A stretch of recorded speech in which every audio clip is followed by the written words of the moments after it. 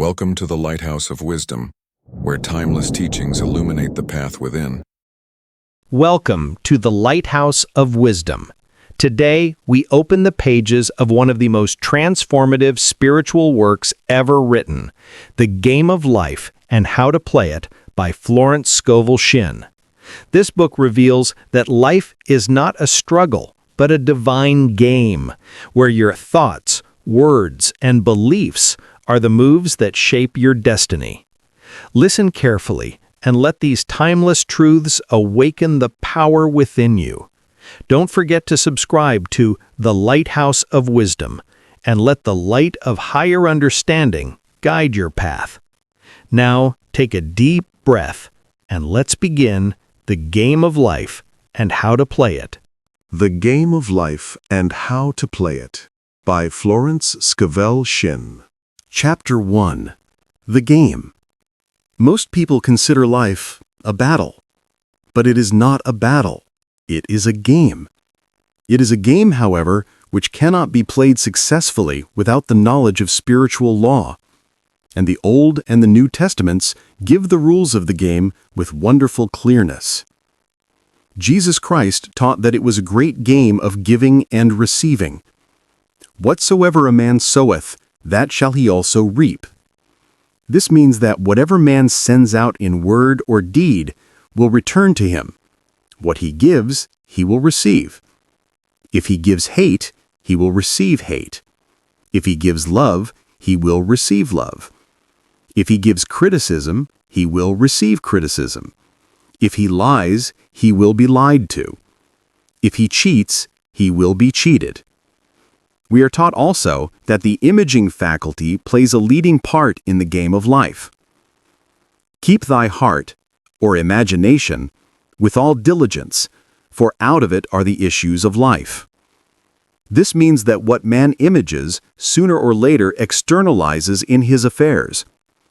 I know of a man who feared a certain disease. It was a very rare disease and difficult to get, but he pictured it continually and read about it until it manifested in his body, and he died, the victim of distorted imagination. So we see, to play successfully the game of life, we must train the imaging faculty. A person with an imaging faculty trained to image only good brings into his life every righteous desire of his heart: health, wealth, love, friends, perfect self-expression, his highest ideals. The imagination has been called the scissors of the mind, and it is ever cutting, day by day, the pictures man sees there, and sooner or later he meets his own creations in his outer world. To train the imagination successfully, man must understand the workings of his mind. The Greeks said, "Know thyself." There are three departments of the mind: the subconscious, conscious, and superconscious. The subconscious is simply power without direction. It is like steam or electricity, and it does what it is directed to do. It has no power of induction.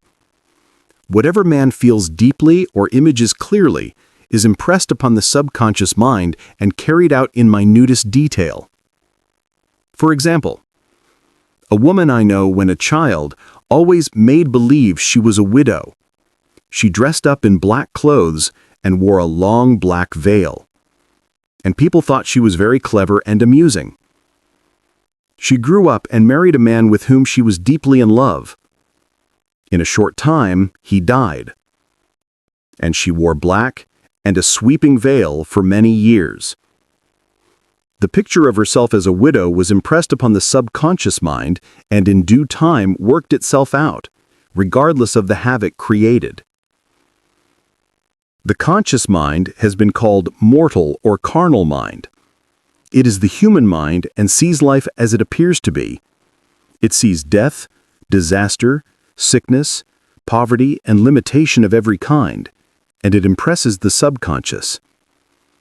The superconscious mind is the God mind within each man and is the realm of perfect ideas. In it is the perfect pattern spoken of by Plato, the divine design. For there is a divine design for each person. There is a place that you are to fill and no one else can fill. Something you are to do which no one else can do. There is a perfect picture of this in the superconscious mind. It usually flashes across the conscious mind as an unattainable ideal, something too good to be true. In reality, it is man's true destiny or destination flashed to him from the infinite intelligence which is within himself. Many people, however, are in ignorance of their true destinies and are striving for things and situations which do not belong to them, and would only bring failure and dissatisfaction if attained. For example, a woman came to me and asked me to speak the word that she would marry a certain man with whom she was very much in love. She called him A.B. I replied that this would be a violation of spiritual law, but that I would speak the word for the right man, the divine selection, the man who belonged to her by divine right. I added, if A.B. is the right man, you can't lose him, and if he isn't, you will receive his equivalent. She saw A.B. frequently, but no headway was made in their friendship. One evening she called and said, "Do you know, for the last week, A.B. hasn't seemed so wonderful to me." I replied, "Maybe he is not the divine selection. Another man may be the right one." Soon after that, she met another man who fell in love with her at once, and who said she was his ideal. In fact, he said all the things that she had always wished A.B. would say to her. She remarked, it was quite uncanny. She soon returned his love and lost all interest in A.B. This shows the law of substitution. A right idea was substituted for a wrong one. Therefore, there was no loss or sacrifice involved. Jesus Christ said, "Seek ye first the kingdom of God and his righteousness, and all these things shall be added unto you." And he said the kingdom was within man. The kingdom is the realm of right ideas, or the divine pattern. Jesus Christ taught that man's words played a leading part in the game of life. By your words ye are justified, and by your words ye are condemned. Many people have brought disaster into their lives through idle words. For example, a woman once asked me why her life was now one of poverty, of limitation. Formerly, she had a home, was surrounded by beautiful things, and had plenty of money. We found she had often tired of the management of her home and had said repeatedly, "I'm sick and tired of things. I wish I lived in a trunk." And she added, "Today I am living in that trunk." She had spoken herself into a trunk. The subconscious mind has no sense of humor, and people often joke themselves into unhappy experiences. For example, a woman who had a great deal of money joked continually about getting ready for the poorhouse. In a few years, she was almost destitute, having impressed the subconscious mind with a picture of lack and limitation. Fortunately, the law works both ways, and a situation of lack may be changed to one of plenty. For example, a woman came to me one hot summer's day for a treatment for prosperity. She was worn out, dejected, and discouraged. She said she possessed just $8 in the world. I said, "Good, we'll bless the $8 and multiply them as Jesus Christ multiplied the loaves and fishes. For he taught that every man had the power to bless and to multiply, to heal and to prosper." She said, "What shall I do next?" I replied, "Follow intuition.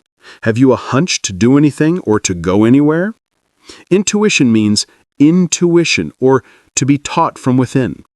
It is man's unerring guide, and I will deal more fully with its laws in a following chapter. The woman replied, "I don't know. I seem to have a hunch to go home. I've just enough money for car fare." Her home was in a distant city and was one of lack and limitation, and the reasoning mind, or intellect, would have said, "Stay in New York and get work and make some money." I replied, "Then go home. Never violate a hunch." I spoke the following words for her. Infinite Spirit, open the way for great abundance for. She is an irresistible magnet for all that belongs to her by divine right. I told her to repeat it continually also. She left for home immediately. In calling on a woman one day, she linked up with an old friend of her family. Through this friend, she received thousands of dollars in a most miraculous way. She has said to me often, "Tell people about the woman who came to you with $8 and a hunch." There is always plenty on man's pathway, but it can only be brought into manifestation through desire, faith, or the spoken word. Jesus Christ brought out clearly that man must make the first move. Ask, and it shall be given you. Seek, and ye shall find. Knock, and it shall be opened unto you. In the Scriptures we read, "Concerning the works of my hands, command ye me." Infinite intelligence, God, is ever ready to carry out man's smallest or greatest demands. Every desire, uttered or unexpressed, is a demand. We are often startled by having a wish suddenly fulfilled. For example, one Easter, having seen many beautiful rose trees in the florist's windows, I wished I would receive one, and for an instant saw it mentally being carried in the door. Easter came, and with it a beautiful rose tree. I thanked my friend the following day and told her it was just what I had wanted. She replied, "I didn't send you a rose tree, I sent you lilies." The man had mixed the order and sent me a rose tree simply because I had started the law in action, and I had to have a rose tree. Nothing stands between man and his highest ideals and every desire of his heart but doubt and fear. When man can wish without worrying, every desire will be instantly fulfilled. I will explain more fully in a following chapter the scientific reason for this and how fear must be erased from the consciousness. It is man's only enemy: fear of lack, fear of failure, fear of sickness, fear of loss, and a feeling of insecurity on some plane. Jesus Christ said, "Why are ye fearful, O ye of little faith?" So we can see we must substitute faith for fear. For fear is only inverted faith. It is faith in evil instead of good. The object of the game of life is to see clearly one's good and to obliterate all mental pictures of evil. This must be done by impressing the subconscious mind with a realization of good. A very brilliant man who has attained great success told me he had suddenly erased all fear from his consciousness by reading a sign which hung in a room. He saw printed in large letters this statement, "Why worry? It will probably never happen." These words were stamped indelibly upon his subconscious mind, and he has now a firm conviction that only good can come into his life. Therefore, only good can manifest. In the following chapter, I will deal with the different methods of impressing the subconscious mind. It is man's faithful servant, but one must be careful to give it the right orders. Man has ever a silent listener at his side, his subconscious mind. Every thought, every word is impressed upon it and carried out in amazing detail. It is like a singer making a record on the sensitive disc of the phonographic plate. Every note and tone of the singer's voice is registered. If he coughs or hesitates, it is registered also. So let us break all the old bad records in the subconscious mind, the records of our lives which we do not wish to keep, and make new and beautiful ones. I now smash and demolish by my spoken word every untrue record in my subconscious mind. They shall return to the dust heap of their native nothingness, for they came from my own vain imaginings. I now make my perfect records through the Christ within, the records of health, wealth, love, and perfect self-expression. This is the square of life, the game completed. In the following chapters, I will show how man can change his conditions by changing his words. Any man who does not know the power of the word is behind the times. Death and life are in the power of the tongue. Chapter 2. The Law of Prosperity. Yea, the Almighty shall be thy defense, and thou shalt have plenty of silver. One of the greatest messages given to the race through the Scriptures is that God is man's supply, and that man can release, through his spoken word, all that belongs to him by divine right. He must, however, have perfect faith in his spoken word. Isaiah said, "My word shall not return unto me void, but shall accomplish that whereunto it is sent." We know now that words and thoughts are a tremendous vibratory force, ever molding man's body and affairs. A woman came to me in great distress and said she was to be sued on the 15th of the month for $3,000. She knew no way of getting the money and was in despair. I told her God was her supply, and that there is a supply for every demand. So I spoke the word. I gave thanks that the woman would receive $3,000 at the right time in the right way. I told her she must have perfect faith and act her perfect faith. The 15th came, but no money had materialized. She called me on the phone and asked what she was to do. I replied, "It is Saturday, so they won't sue you today. Your part is to act rich, thereby showing perfect faith that you will receive it by Monday." She asked me to lunch with her to keep up her courage. When I joined her at a restaurant, I said, "It is not here, so you must not show me any anguish and fear. All things whatsoever ye ask in prayer, believing, ye shall receive. You must act as if you had already received." The next morning, she called me on the phone and asked me to stay with her during the day. I said, "No, you are divinely protected and God is never too late." In the evening, she phoned again, greatly excited, and said, "My dear, a miracle has happened.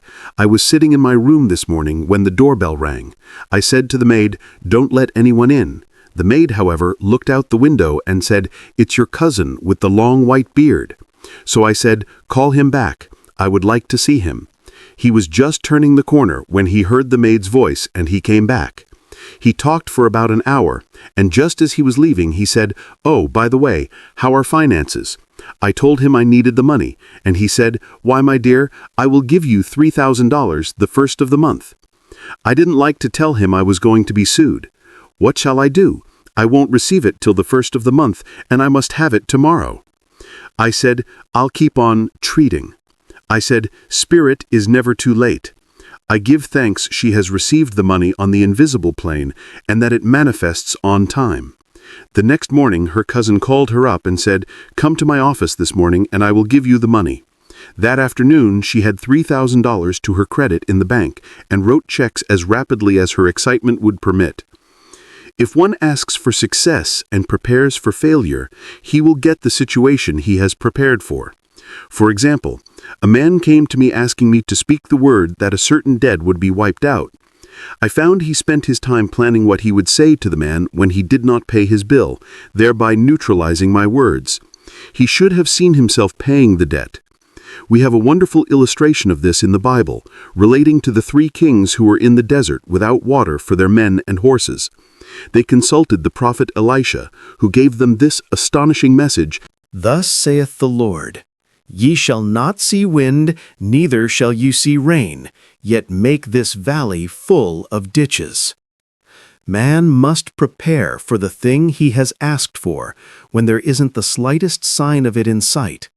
For example, a woman found it necessary to look for an apartment during the year when there was a great shortage of apartments in New York. It was considered almost an impossibility, and her friends were sorry for her and said, "Isn't it too bad? You'll have to store your furniture and live in a hotel." She replied, "You needn't feel sorry for me. I'm a Superman, and I'll get an apartment." She spoke the words, "Infinite Spirit, open the way for the right apartment." She knew there was a supply for every demand and that she was unconditioned, working on the spiritual plane, and that one with God is a majority. She had contemplated buying new blankets when the tempter, the adverse thought or reasoning mind, suggested, "Don't buy the blankets. Perhaps, after all, you won't get an apartment and you will have no use for them." She promptly replied to herself, "I'll dig my ditches by buying the blankets." So she prepared for the apartment, acted as though she already had it. She found one in a miraculous way, and it was given to her, although there were over 200 other applicants. The blankets showed active faith. It is needless to say that the ditches dug by the 3 kings in the desert were filled to overflowing. Read 2 Kings. Getting into the spiritual swing of things is no easy matter for the average person. The adverse thoughts of doubt and fear surge from the subconscious. They are the army of the aliens, which must be put to flight. This explains why it is so often darkest before the dawn. A big demonstration is usually preceded by tormenting thoughts. Having made a statement of high spiritual truth, one challenges the old beliefs in the subconscious, and error is exposed to be put out. This is the time when one must make his affirmations of truth repeatedly and rejoice and give thanks that he has already received. Before ye call, I shall answer. This means that every good and perfect gift is already man's, awaiting his recognition. Man can only receive what he sees himself receiving. The children of Israel were told that they could have all the land they could see. This is true of every man.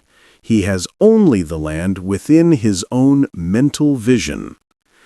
Every great work, every big accomplishment has been brought into manifestation through holding to the vision. And often, just before the big achievement, comes apparent failure and discouragement. The children of Israel, when they reached the Promised Land, were afraid to go in, for they said it was filled with giants who made them feel like grasshoppers. And there we saw the giants, and we were in our own sight as grasshoppers. This is almost every man's experience. However, the one who knows spiritual law is undisturbed by appearance and rejoices while he is, quote, yet in captivity. That is, he holds to his vision and gives thanks that the end is accomplished. He has received. Jesus Christ gave a wonderful example of this. He said to his disciples, Say not ye, there are yet 4 months, and then cometh the harvest? Behold, I say unto you, lift up your eyes and look on the fields, for they are ripe already to harvest.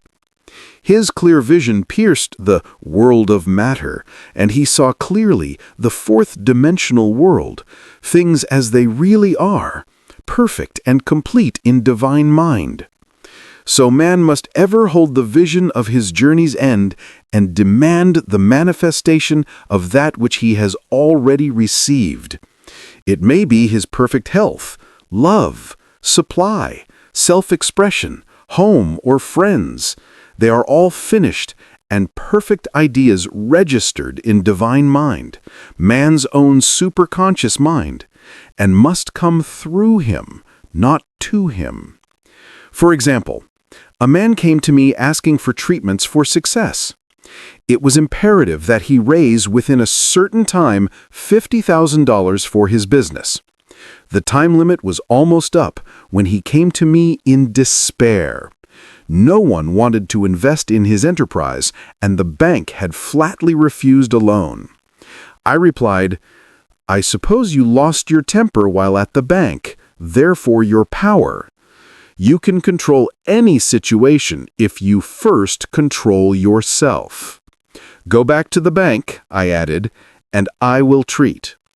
My treatment was, you are identified in love with the spirit of everyone connected with the bank. Let the divine idea come out of this situation. He replied, Woman, you are talking about an impossibility.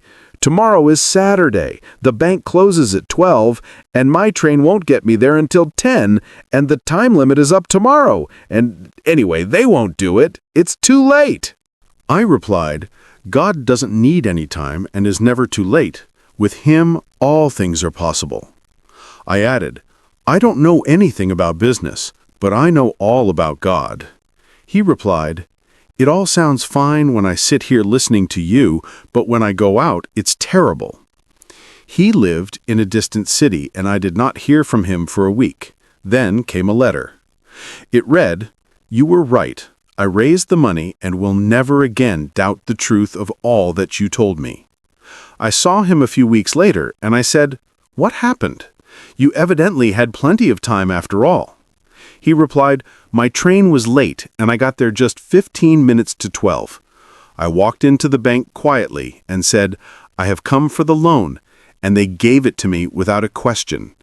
It was the last 15 minutes of the time allotted to him, and Infinite Spirit was not too late. In this instance, the man could never have demonstrated alone. He needed someone to help him hold to the vision. This is what one man can do for another. Jesus Christ knew the truth of this when he said, "If two of you shall agree on earth, as touching anything that they shall ask, it shall be done for them of my Father which is in heaven." One gets too close to his own affairs and becomes doubtful and fearful.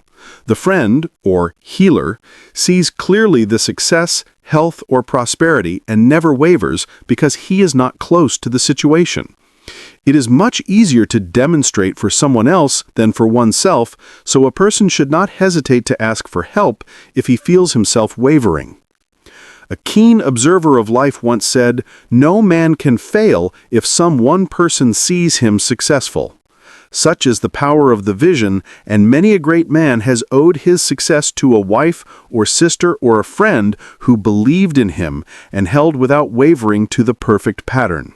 Chapter 3. The Power of the Word. By thy words thou shalt be justified, and by thy words thou shalt be condemned. A person knowing the power of the word becomes very careful of his conversation. He has only to watch the reaction of his words to know that they do not return void. Through his spoken word, man is continually making laws for himself. I knew a man who said, "I always miss a car. It invariably pulls out just as I arrive." His daughter said, "I always catch a car. It's sure to come just as I get there." This occurred for years. Each had made a separate law for himself, one of failure, one of success. This is the psychology of superstitions. The horseshoe or rabbit's foot contains no power, but man's spoken word and belief that it will bring him good luck creates expectancy in the subconscious mind and attracts a lucky situation. I find, however, this will not work when man has advanced spiritually and knows a higher law. One cannot turn back and must put away graven images. For example, 2 men in my class had had great success in business for several months when suddenly everything went to smash. We tried to analyze the situation, and I found instead of making their affirmations and looking to God for success and prosperity, they had each bought a lucky monkey. I said, "Oh, I see. You have been trusting in the lucky monkeys instead of God. Put away the lucky monkeys and call on the law of forgiveness, for man has power to forgive or neutralize his mistakes." They decided to throw the lucky monkeys down a coal hole, and all went well again.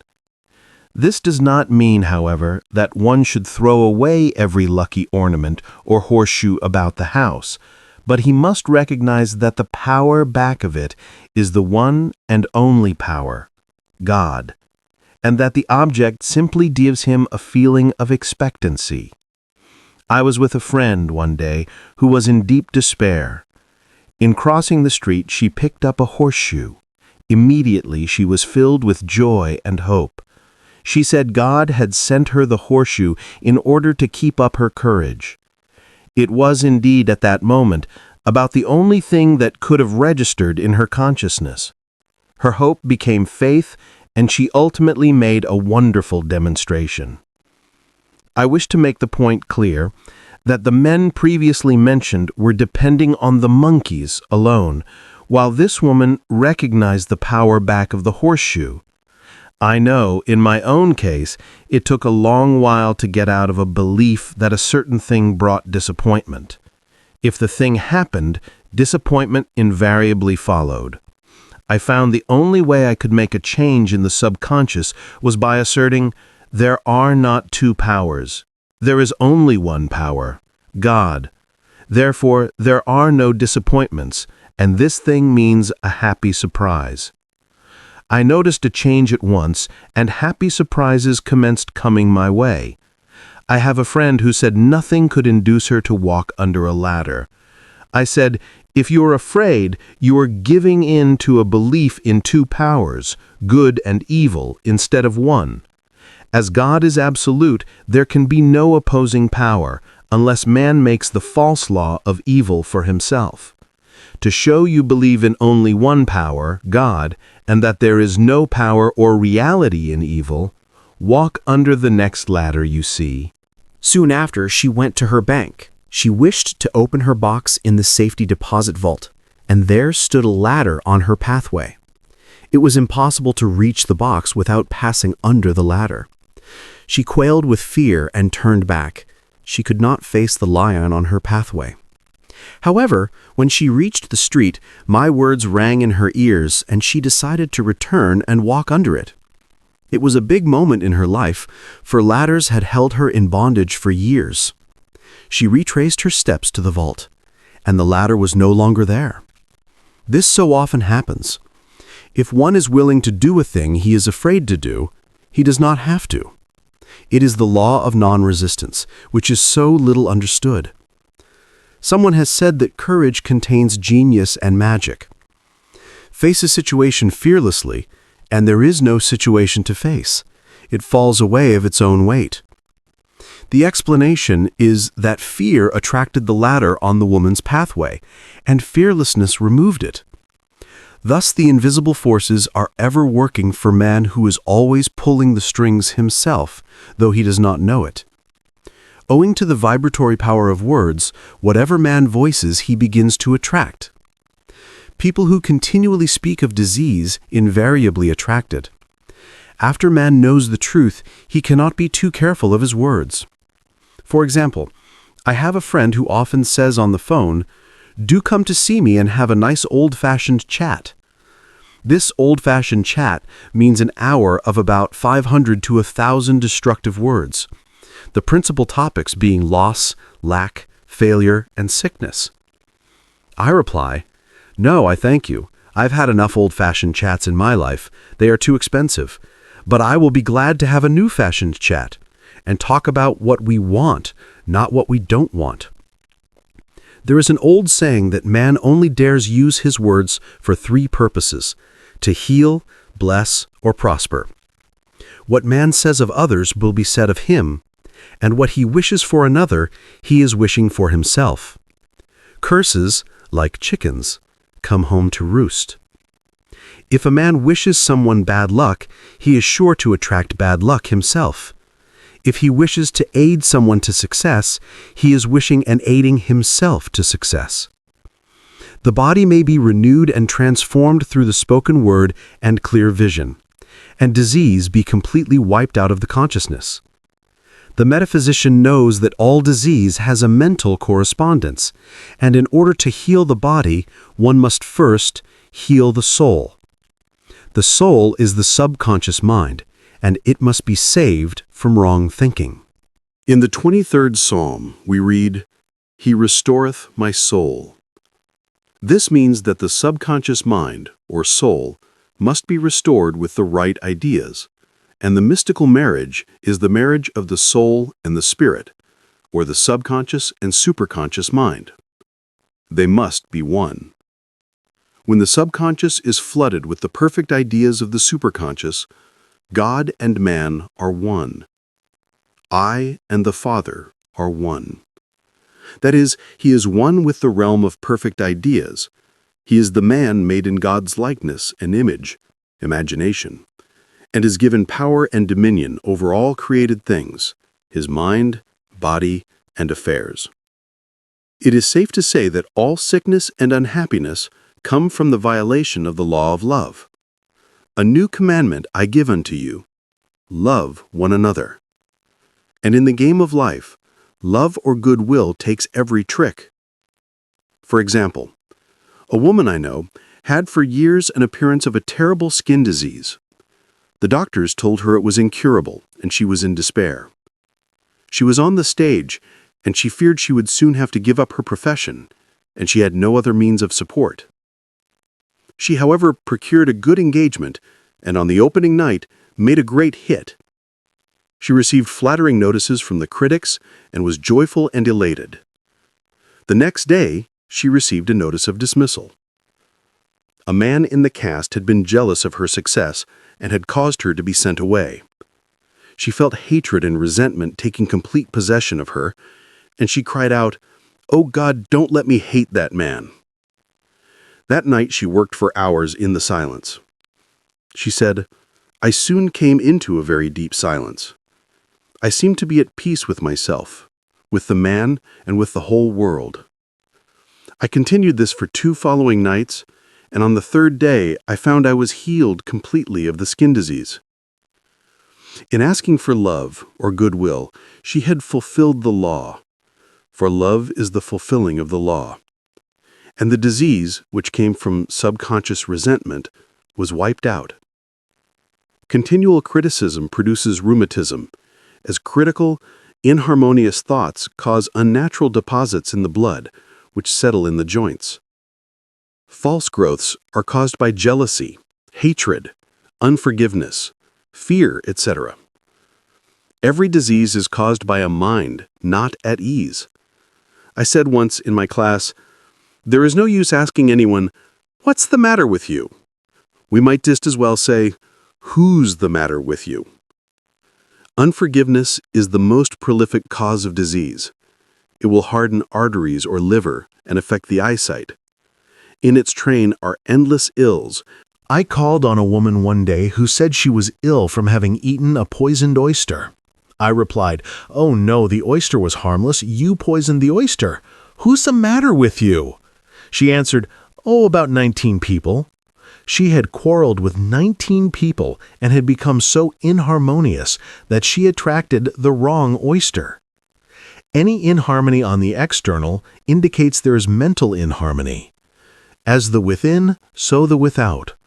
Man's only enemies are within himself, and a man's foes shall be they of his own household. Personality is one of the last enemies to be overcome, as this planet is taking its initiation in love. It was Christ's message, peace on earth, goodwill towards man. The enlightened man therefore endeavors to perfect himself upon his neighbor. His work is with himself, to send out goodwill and blessings to every man. And the marvelous thing is that if one blesses a man, he has no power to harm him. For example, a man came to me asking to treat for success in business. He was selling machinery, and a rival appeared on the scene with what he proclaimed was a better machine, and my friend feared defeat. I said, "First of all, we must wipe out all fear and know that God protects your interests and that the divine idea must come out of the situation. That is, the right machine will be sold by the right man to the right man." And I added, "Don't hold one critical thought towards that man. Bless him all day and be willing not to sell your machine if it isn't the divine idea." So he went to the meeting, fearless and non-resistant, and blessing the other man. He said the outcome was very remarkable. The other man's machine refused to work, and he sold his without the slightest difficulty. "But I say unto you, love your enemies, bless them that curse you, do good to them that hate you, and pray for them which despitefully use you and persecute you." Goodwill produces a great aura of protection about the one who sends it, and no weapon that is formed against him shall prosper. In other words, love and goodwill destroy the enemies within oneself. Therefore, one has no enemies on the external. There is peace on earth for him who sends goodwill to man. Chapter 4. The Law of Non-Resistance. Resist not evil. Be not overcome of evil, but overcome evil with good. Nothing on earth can resist an absolutely non-resistant person. The Chinese say that water is the most powerful element because it is perfectly non-resistant. It can wear away a rock and sweep all before it. Jesus Christ said, "Resist not evil," for he knew in reality there is no evil, therefore nothing to resist. Evil has come of man's vain imagination, or a belief in two powers, good and evil. There is an old legend that Adam and Eve ate of Maya, the tree of illusion, and saw two powers instead of one power, God. Therefore, evil is a false law man has made for himself through psychoma, or soul sleep. Soul sleep means that man's soul has been hypnotized by the race belief of sin, sickness, and death, etc., which is carnal or mortal thought, and his affairs have outpictured his illusions. We have read in a preceding chapter that man's soul is his subconscious mind, and whatever he feels deeply, good or bad, is outpictured by that faithful servant. His body and affairs show forth what he has been picturing. The sick man has pictured sickness, the poor man, poverty, the rich man, wealth. People often say, "Why does a little child attract illness when it is too young even to know what it means?" I answer that children are sensitive and receptive to the thoughts of others about them, and often outpicture the fears of their parents. I heard a metaphysician once say, "If you do not run your subconscious mind yourself, someone else will run it for you." Mothers, often unconsciously, attract illness and disaster to their children by continually holding them in thoughts of fear and watching for symptoms. For example, a friend asked a woman if her little girl had had the measles. She replied promptly, "Not yet." This implied that she was expecting the illness and therefore preparing the way for what she did not want for herself and child. However, the man who is centered and established in right thinking, the man who sends out only goodwill to his fellow man, and who is without fear, cannot be touched or influenced by the negative thoughts of others. In fact, he could then receive only good thoughts, as he himself sends out only thoughts. Resistance is hell, for it places man in a state of torment. A metaphysician once gave me a wonderful recipe for taking every trick in the game of life. It is the acme of non-resistance. He gave it in this way. At one time in my life, I baptized children, and of course they had many names. Now I no longer baptize children, but I baptize events, but I give every event the same name. If I have a failure, I baptize it success, in the name of the Father, and of the Son, and of the Holy Ghost. In this we see the great law of transmutation, founded on non-resistance. Through his spoken word, every failure was transmuted into success. For example, a woman who required money and who knew the spiritual law of opulence was thrown in a business way continually with a man who made her feel very poor. He talked lack and limitation, and she commenced to catch his poverty thoughts, so she disliked him and blamed him for her failure. She knew in order to demonstrate her supply, she must first feel that she had received. A feeling of opulence must precede its manifestation. It dawned on her, one day, that she was resisting the situation and seeing two powers instead of one. So she blessed the man and baptized the situation success. She affirmed, "As there is only one power, God, this man is here for my good and my prosperity." Just what he did not seem to be there for.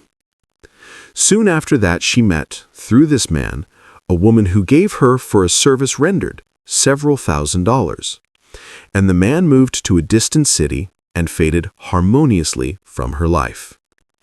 Make the statement, "Every man is a golden link in the chain of my good," for all men are God in manifestation, awaiting the opportunity given by man himself to serve the divine plan of his life. Bless your enemy, and you rob him of his ammunition. His arrows will be transmuted into blessings. This law is true of nations as well as individuals. Bless a nation, send love and goodwill to every inhabitant, and it is robbed of its power to harm. Man can only get the right idea of non-resistance through spiritual understanding. My students have often said, "I don't want to be a doormat." I reply, when you use non-resistance with wisdom, no one will ever be able to walk over you. Another example. One day I was impatiently awaiting an important telephone call. I resisted every call that came in and made no outgoing calls myself, reasoning that it might interfere with the one I was awaiting. Instead of saying, "Divine ideas never conflict, the call will come at the right time," leaving it to infinite intelligence to arrange, I commenced to manage things myself. I made the battle mine, not God's, and remained tense and anxious. The bell did not ring for about an hour, and I glanced at the phone and found the receiver had been off that length of time and the phone was disconnected. My anxiety, fear, and belief in interference had brought on a total eclipse of the telephone. Realizing what I had done, I commenced blessing the situation at once. I baptized it success and affirmed, I cannot lose any call that belongs to me by divine right. I am under grace and not under law. A friend rushed out to the nearest telephone to notify the company to reconnect. She entered a crowded grocery, but the proprietor left his customers and attended to the call himself. My phone was connected at once, and 2 minutes later, I received a very important call. And about an hour afterwards, the one I had been awaiting. One's ships come in over a calm sea. So long as man resists a situation, he will have it with him. If he runs away from it, it will run after him. For example, I repeated this to a woman one day, and she replied, "How true that is. I was unhappy at home. I disliked my mother, who was critical and domineering. So I ran away and was married. But I married my mother, for my husband was exactly like my mother, and I had the same situation to face again. Agree with thine adversary quickly. This means agree that the adverse situation is good, be undisturbed by it, and it falls away of its own weight. None of these things move me is a wonderful affirmation. The inharmonious situation comes from some inharmony within man himself. When there is in him no emotional response to an inharmonious situation, it fades away forever from his pathway. So we see man's work is ever with himself. People have said to me, "Give treatments to change my husband or my brother." I reply, "No, I will give treatments to change you.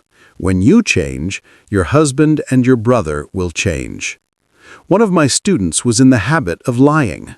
I told her it was a failure method, and if she lied, she would be lied to.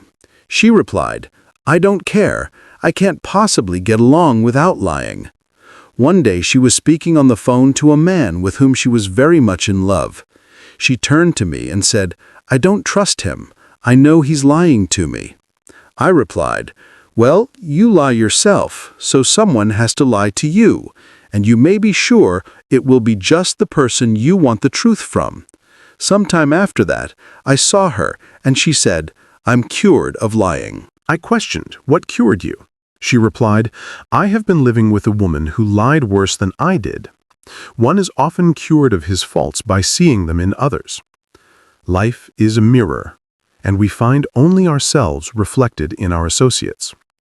Living in the past is a failure method and a violation of spiritual law. Jesus Christ said, 'Behold, now is the accepted time. Now is the day of salvation.' Lot's wife looked back and was turned into a pillar of salt. The robbers of time are the past and the future. Man should bless the past and forget it if it keeps him in bondage, and bless the future, knowing it has in store for him endless joys, but live fully in the now. For example, a woman came to me complaining that she had no money with which to buy Christmas gifts. She said, "Last year was so different. I had plenty of money and gave lovely presents, and this year I have scarcely a cent." I replied, "You will never demonstrate money while you are pathetic and live in the past. Live fully in the now and get ready to give Christmas presents. Dig your ditches and the money will come." She exclaimed, "I know what to do. I will buy some tinsel twine, Christmas seals, and wrapping paper." I replied, "Do that and the presents will come and stick themselves to the Christmas seals." This, too, was showing financial fearlessness and faith in God, as the reasoning mind said, "Keep every cent you have as you are not sure you will get any more." She bought the seals, paper, and twine, and a few days before Christmas received a gift of several $100s. Buying the seals and twine had impressed the subconscious with expectancy and opened the way for the manifestation of the money. She purchased all the presents in plenty of time. Man must live suspended in the moment. Look well, therefore, to this day. Such is the salutation of the dawn. He must be spiritually alert, ever awaiting his leads, taking advantage of every opportunity. One day I said continually, silently, "Infinite Spirit, don't let me miss a trick." And something very important was told to me that evening. It is most necessary to begin the day with right words. Make an affirmation immediately upon waking. For example, "Thy will be done this day. Today is a day of completion. I give thanks for this perfect day. Miracle shall follow miracle, and wonders shall never cease." Make this a habit, and one will see wonders and miracles come into his life. One morning, I picked up a book and read, "Look with wonder at that which is before you." It seemed to be my message for the day, so I repeated again and again, "Look with wonder at that which is before you." At about noon, a large sum of money was given me, which I had been desiring for a certain purpose. In a following chapter, I will give affirmations that I have found most effective. However, one should never use an affirmation unless it is absolutely satisfying and convincing to his own consciousness, and often an affirmative is changed to suit different people. For example, the following has brought success to many. "I have a wonderful work, in a wonderful way. I give wonderful service, for wonderful pay." I gave the first two lines to one of my students, and she added the last two. It made a most powerful statement, as there should always be perfect payment for perfect service, and a rhyme sinks easily into the subconscious. She went about singing it aloud, and soon did receive wonderful work in a wonderful way, and gave wonderful service for wonderful pay. Another student, a businessman, took it and changed the word work to business. He repeated, "I have a wonderful business in a wonderful way, and I give wonderful service for wonderful pay." That afternoon he made a $41,000 deal, though there had been no activity in his affairs for months. Every affirmation must be carefully worded and completely cover the ground. For example, I knew a woman who was in great need and made a demand for work. She received a great deal of work, but was never paid anything. She now knows to add wonderful service for wonderful pay. It is man's divine right to have plenty, more than enough. His barn should be full and his cup should flow over. This is God's idea for man, and when man breaks down the barriers of lack in his own consciousness, the golden age will be his, and every righteous desire of his heart fulfilled. Chapter 5. The Law of Karma and the Law of Forgiveness. Man receives only that which he gives. The game of life is a game of boomerangs. Man's thoughts, deeds, and words return to him sooner or later with astounding accuracy. This is the law of karma, which is Sanskrit for comeback. Whatsoever a man soweth, that shall he also reap. For example, a friend told me this story of herself, illustrating the law. She said, "I make all my karma on my aunt. Whatever I say to her, someone says to me.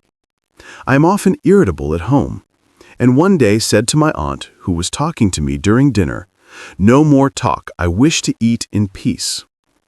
The following day, I was lunching with a woman with whom I wished to make a great impression. I was talking animatedly when she said, "No more talk, I wish to eat in peace." My friend is high in consciousness, so her karma returns much more quickly than to one on the mental plane. The more man knows, the more he is responsible for, and a person with a knowledge of spiritual law which he does not practice suffers greatly in consequence.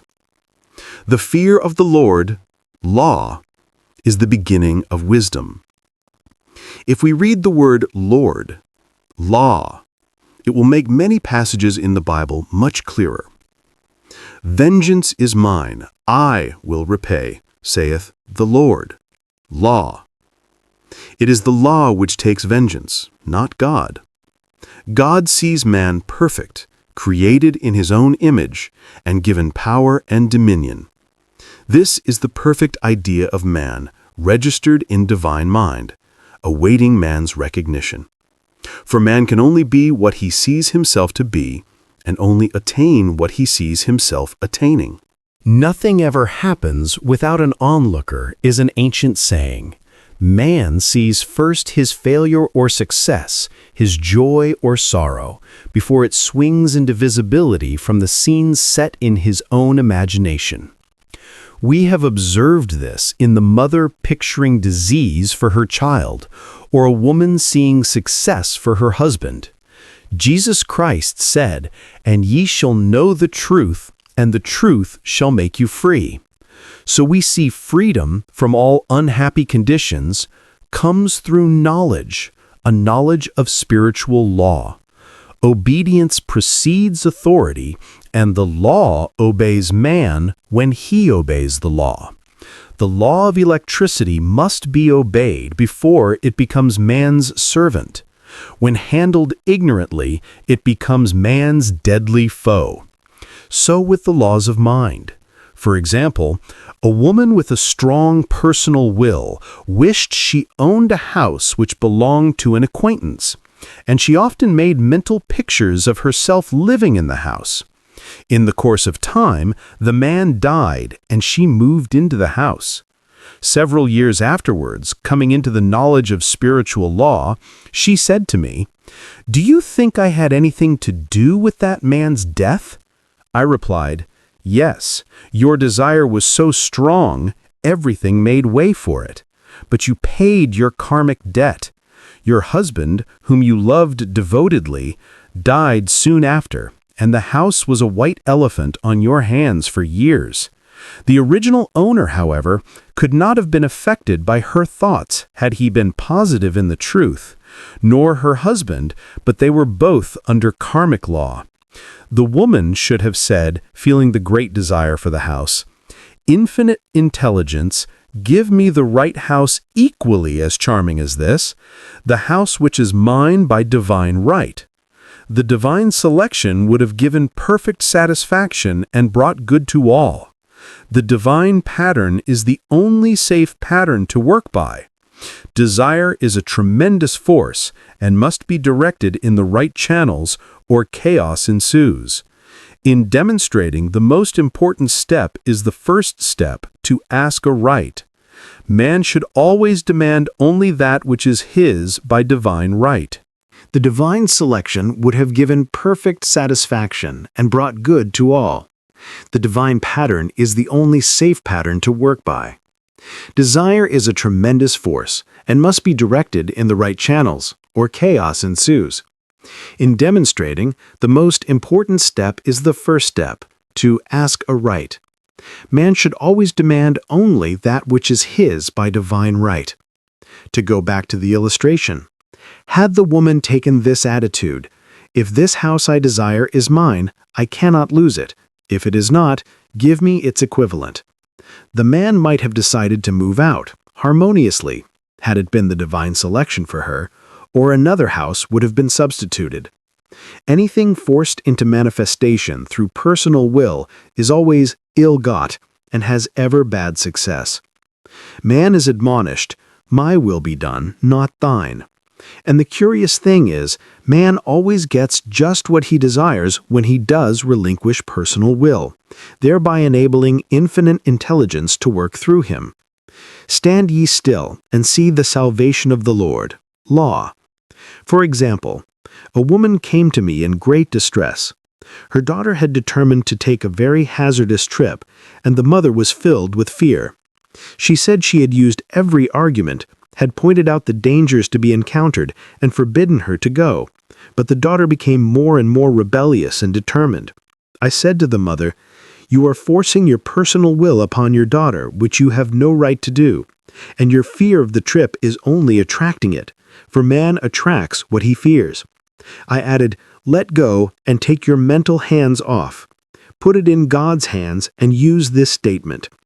I put this situation in the hands of infinite love and wisdom.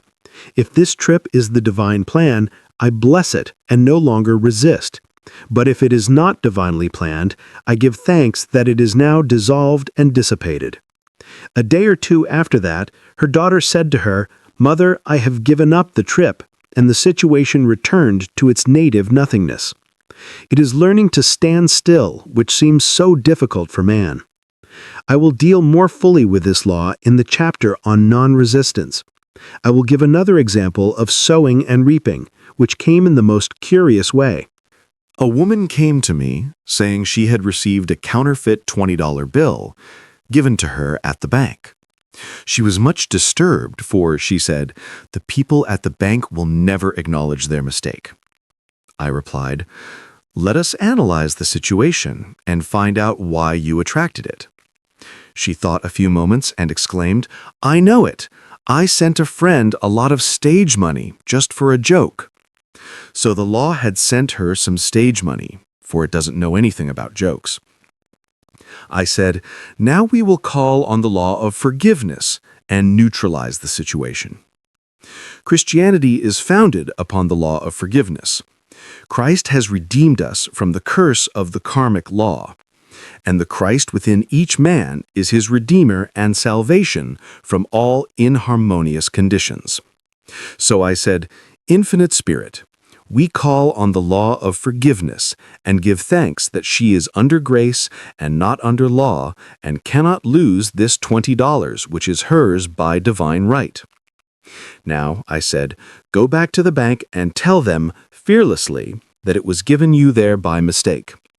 She obeyed, and to her surprise, they apologized and gave her another bill, treating her most courteously.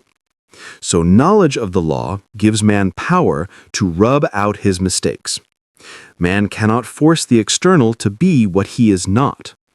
If he desires riches, he must be rich first in consciousness. For example, a woman came to me asking treatment for prosperity. She did not take much interest in her household affairs, and her home was in great disorder. I said to her, "If you wish to be rich, you must be orderly. All men with great wealth are orderly, and order is heaven's first law." I added, "You will never become rich with a burnt match in the pincushion." She had a good sense of humor and commenced immediately putting her house in order. She rearranged furniture, straightened out bureau drawers, cleaned rugs, and soon made a big financial demonstration, a gift from a relative. The woman herself became made over and keeps herself keyed up financially by being ever watchful of the external and expecting prosperity, knowing God is her supply. Many people are in ignorance of the fact that gifts and things are investments, and that hoarding and saving invariably lead to loss. There is that scattereth and yet increaseth, and there is that withholdeth more than is meet, but it tendeth to poverty. For example, I knew a man who wanted to buy a fur-lined overcoat. He and his wife went to various shops, but there was none he wanted. He said they were all too cheap-looking. At last, he was shown one the salesman said was valued at $1,000, but which the manager would sell him for $500, as it was late in the season. His financial possessions amounted to about $700. The reasoning mind would have said, "You can't afford to spend nearly all you have on a coat." But he was very intuitive and never reasoned. He turned to his wife and said, "If I get this coat, I'll make a ton of money." So his wife consented weakly. About a month later, he received a $10,000 commission. The coat made him feel so rich, it linked him with success and prosperity. Without the coat, he would not have received the commission. It was an investment paying large dividends. If man ignores these leadings to spend or to give, the same amount of money will go in an uninteresting or unhappy way. For example, a woman told me on Thanksgiving Day she informed her family that they could not afford a Thanksgiving dinner. She had the money, but decided to save it. A few days later, someone entered her room and took from the bureau drawer the exact amount the dinner would have cost. The law always stands back of the man who spends fearlessly, with wisdom. For example, one of my students was shopping with her little nephew. The child clamored for a toy, which she told him she could not afford to buy. She realized suddenly that she was seeking lack and not recognizing God as her supply. So she bought the toy and on her way home, picked up in the street the exact amount of money she had paid for it. Man's supply is inexhaustible and unfailing when fully trusted, but faith, or trust, must precede the demonstration. According to your faith be it unto you. Faith is the substance of things hoped for, the evidence of things not seen. For faith holds the vision steady, and the adverse pictures are dissolved and dissipated, and in due season we shall reap, if we faint not. Jesus Christ brought the good news, the gospel, that there was a higher law than the law of karma, and that law transcends the law of karma. It is the law of grace, or forgiveness. It is the law which frees man from the law of cause and effect, the law of consequence. Under grace and not under law, we are told that on this plane man reaps where he has not sown. The gifts of God are simply poured out upon him. All that the kingdom affords is his. This continued state of bliss awaits the man who has overcome the race or world thought. In the world thought there is tribulation, but Jesus Christ said, "Be of good cheer, I have overcome the world." The world thought is that of sin, sickness, and death. He saw their absolute unreality and said sickness and sorrow shall pass away, and death itself, the last enemy, be overcome. We know now from a scientific standpoint that death could be overcome by stamping the subconscious mind with the conviction of eternal youth and eternal life. The subconscious, being simply power without direction, carries out orders without questioning. Working under the direction of the superconscious, the Christ or God within man, the resurrection of the body would be accomplished. Man would no longer throw off his body in death. It would be transformed into the body electric, sung by Walt Whitman, for Christianity is founded upon the forgiveness of sins and an empty tomb. Chapter 6. Casting the Burden. Impressing the subconscious, when man knows his own powers and the workings of his mind, his great desire is to find an easy and quick way to impress the subconscious with good, for simply an intellectual knowledge of the truth will not bring results. In my own case, I found the easiest way is in casting the burden. A metaphysician once explained it in this manner. He said the only thing which gives anything weight in nature is the law of gravitation, and if a boulder could be taken high above the planet, there would be no weight in that boulder. And that is what Jesus Christ meant when he said, "My yoke is easy and my burden is light." He had overcome the world vibration and functioned in the fourth-dimensional realm where there is only perfection, completion, life, and joy. He said, "Come to me, all ye that labor and are heavy laden, and I will give you rest. Take my yoke upon you, for my yoke is easy and my burden is light." We are also told in the 55th Psalm to cast thy burden upon the Lord. Many passages in the Bible state that the battle is God's, not man's, and that man is always to stand still and see the salvation of the Lord. This indicates that the superconscious mind, or Christ within, is the department which fights man's battle and relieves him of burdens. We see, therefore, that man violates law if he carries a burden, and a burden is an adverse thought or condition. And this thought or condition has its root in the subconscious. It seems almost impossible to make any headway directing the subconscious from the conscious, or reasoning mind, as the reasoning mind, the intellect, is limited in its conceptions and filled with doubts and fears. How scientific it then is to cast the burden upon the superconscious mind, or Christ within, where it is made light or dissolved into its native nothingness. For example, a woman in urgent need of money made the statement, "I cast this burden of lack on the Christ within, and I go free to have plenty."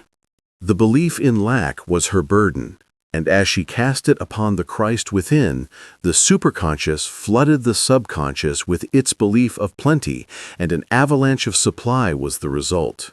We read, "The Christ in you, the hope of glory." Another example, one of my students had been given a new piano, and there was no room in her studio for it until she had moved out the old one. She was in a state of perplexity. She wanted to keep the old piano, but knew of no place to send it. She became desperate as the new piano was to be sent immediately, in fact, was on its way with no place to put it. She said it came to her to repeat, "I cast this burden on the Christ within, and I go free." A few moments later, her phone rang and a woman friend asked if she might rent her old piano, and it was moved out a few minutes before the new one arrived. I knew a woman whose burden was resentment. She said, "I cast this burden of resentment on the Christ within, and I go free to be loving, harmonious, and happy." The almighty superconscious flooded the subconscious with love, and her whole life was changed. For years, resentment had held her in a state of torment and imprisoned her soul, the subconscious mind. The statement should be made over and over and over, sometimes for hours at a time, silently or audibly, with quietness but determination. I have often compared it to winding up a Victrola. We must wind ourselves up with the spoken word. I have noticed in casting the burden, after a little while, one seems to see clearly. It is impossible to have clear vision while in the throes of carnal mind. Doubts and fear poison the mind and body, and the imagination runs riot, attracting disaster and disease.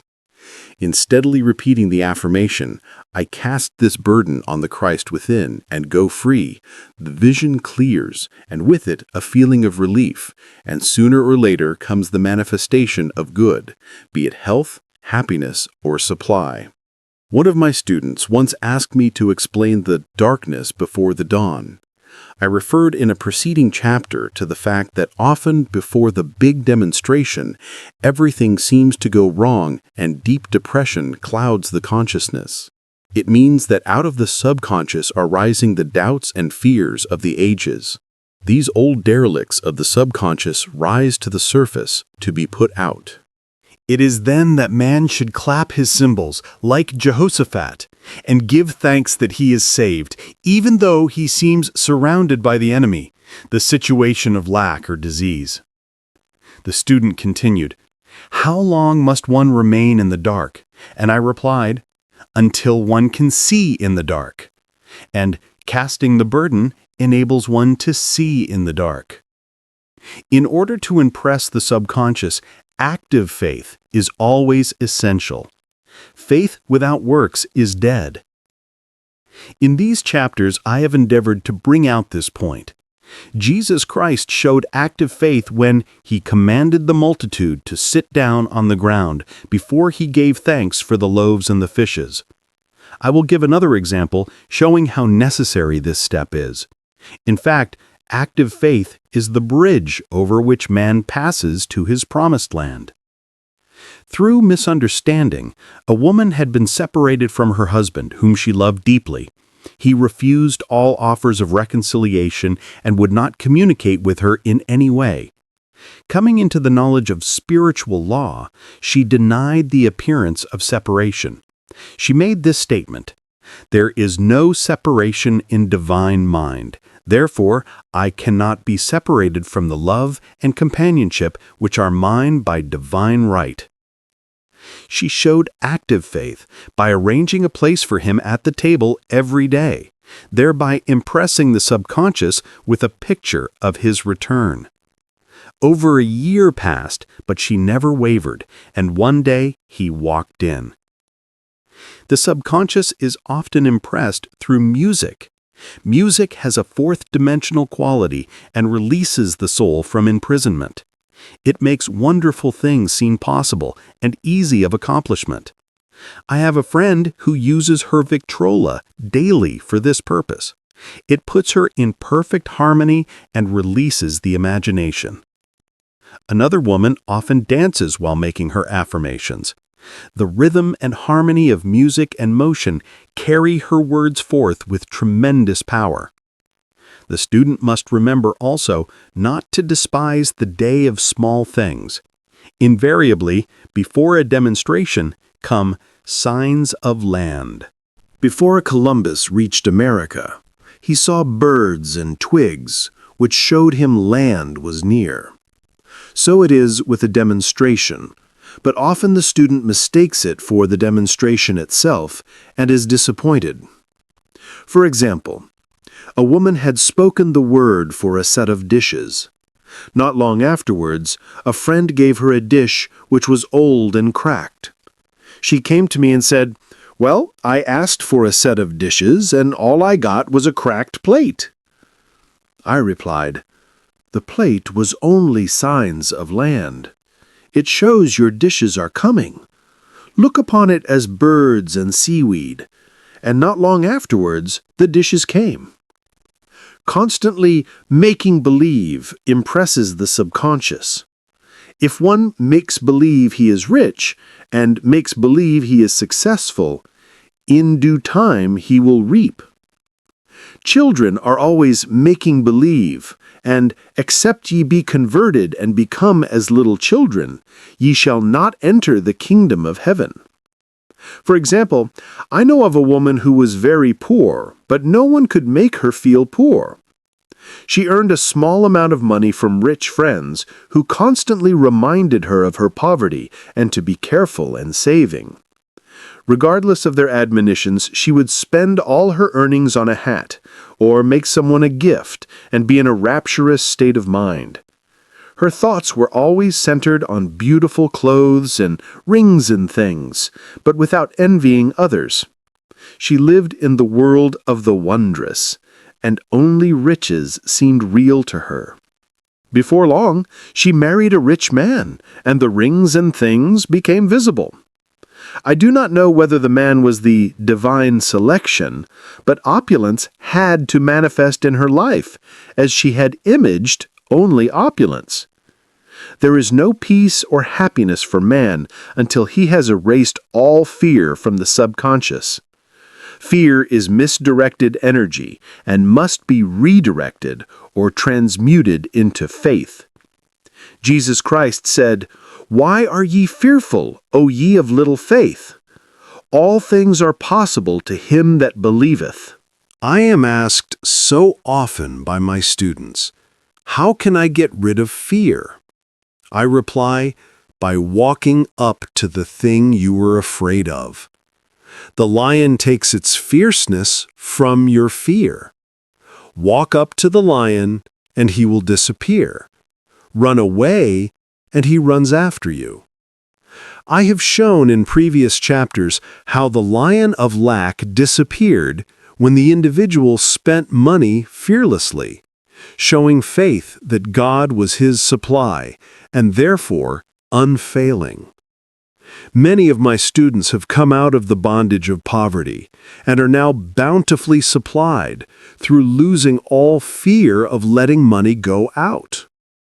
The subconscious is impressed with the truth that God is the giver and gift. Therefore, as one is one with the giver, he is one with the gift.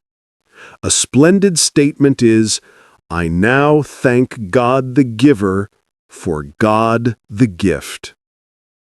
Man has so long separated himself from his good and his supply through thoughts of separation and lack that sometimes it takes dynamite to dislodge these false ideas from the subconscious. And the dynamite is a big situation. We see in the foregoing illustration how the individual was freed from his bondage by showing fearlessness. Man should watch himself hourly to detect if his motive for action is fear or faith. Choose ye this day whom we shall serve, fear or faith. Perhaps one's fear is of personality. Then do not avoid the people feared. Be willing to meet them cheerfully, and they will either prove golden links in the chain of one's good or disappear harmoniously from one's pathway. Perhaps one's fear is of disease or germs. Then one should be fearless and undisturbed in a germ-laden situation, and he would be immune. One can only contract germs while vibrating at the same rate as the germ, and fear drags men down to the level of the germ. Of course, the disease-laden germ is the product of carnal mind, as all thought must objectify. Germs do not exist in the superconscious or divine mind, therefore are the product of man's vain imagination. In the twinkling of an eye, man's release will come when he realizes there is no power in evil. The material world will fade away, and the fourth-dimensional world, the world of the wondrous, will swing into manifestation. And I saw a new heaven and a new earth, and there shall be no more death, neither sorrow nor crying, neither shall there be any more pain. For the former things are passed away. Chapter 7. Love. Every man on this planet is taking his initiation in love.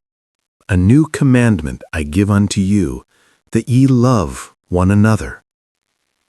Ouspensky states in Tertium Organum that love is a cosmic phenomenon and opens to man the fourth-dimensional world, the world of the wondrous. Real love is selfless and free from fear. It pours itself out upon the object of its affection without demanding any return. Its joy is in the joy of giving. Love is God in manifestation and the strongest magnetic force in the universe. Pure, unselfish love draws to itself its own. It does not need to seek or demand. Scarcely anyone has the faintest conception of real love. Man is selfish, tyrannical, or fearful in his affections, thereby losing the thing he loves.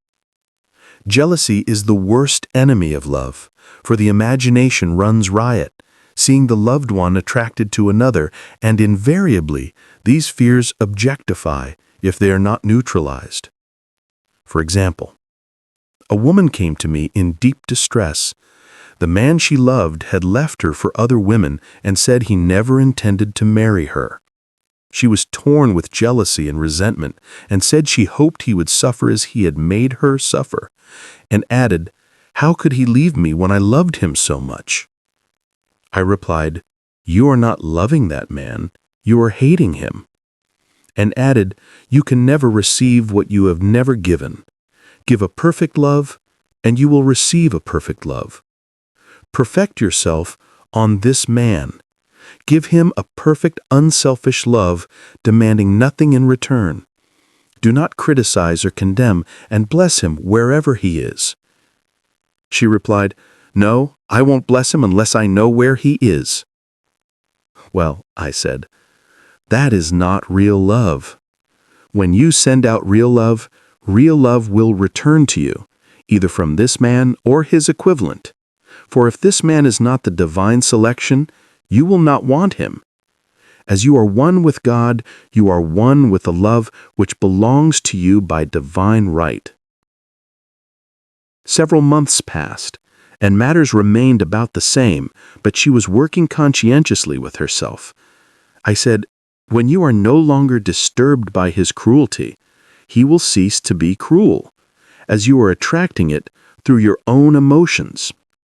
Then I told her of a brotherhood in India, who never said good morning to each other. They used these words, "I salute the divinity in you." They saluted the divinity in every man, and in the wild animals in the jungle, and they were never harmed, for they saw only God in every living thing. I said, "Salute the divinity in this man, and say, I see your divine self only. I see you as God sees you, perfect, made in His image and likeness." She found she was becoming more poised and gradually losing her resentment. He was a captain, and she always called him the Cap. One day she said suddenly, "God bless the Cap wherever he is." I replied, "Now that is real love. And when you have become a complete circle and are no longer disturbed by this situation, you will have his love or attract its equivalent." I was moving at this time and did not have a telephone, so was out of touch with her for a few weeks, when one morning I received a letter saying, "We are married." At the earliest opportunity, I paid her a call. My first words were, "What happened?" "Oh," she exclaimed, "a miracle. One day I woke up and all suffering had ceased. I saw him that evening and he asked me to marry him. We were married in about a week, and I have never seen a more devoted man."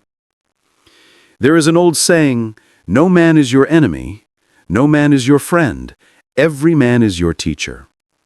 So one should become impersonal and learn what each man has to teach him, and soon he would learn his lessons and be free. The woman's lover was teaching her selfless love, which every man, sooner or later, must learn. Suffering is not necessary for man's development. It is the result of violation of spiritual law, but few people seem able to rouse themselves from their soul sleep without it.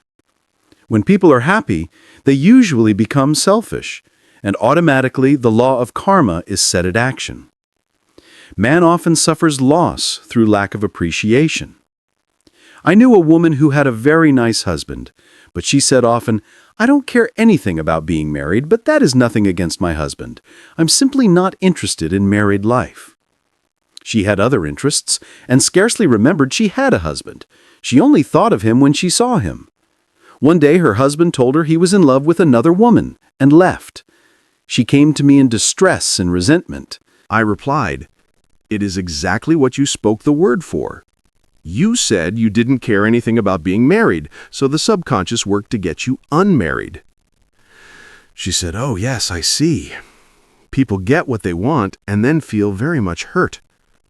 She soon became in perfect harmony with the situation and knew they were both much happier apart. When a woman becomes indifferent or critical and ceases to be an inspiration to her husband, he misses the stimulus of their early relationship and is restless and unhappy. A man came to me dejected, miserable, and poor. His wife was interested in the science of numbers and had had him read.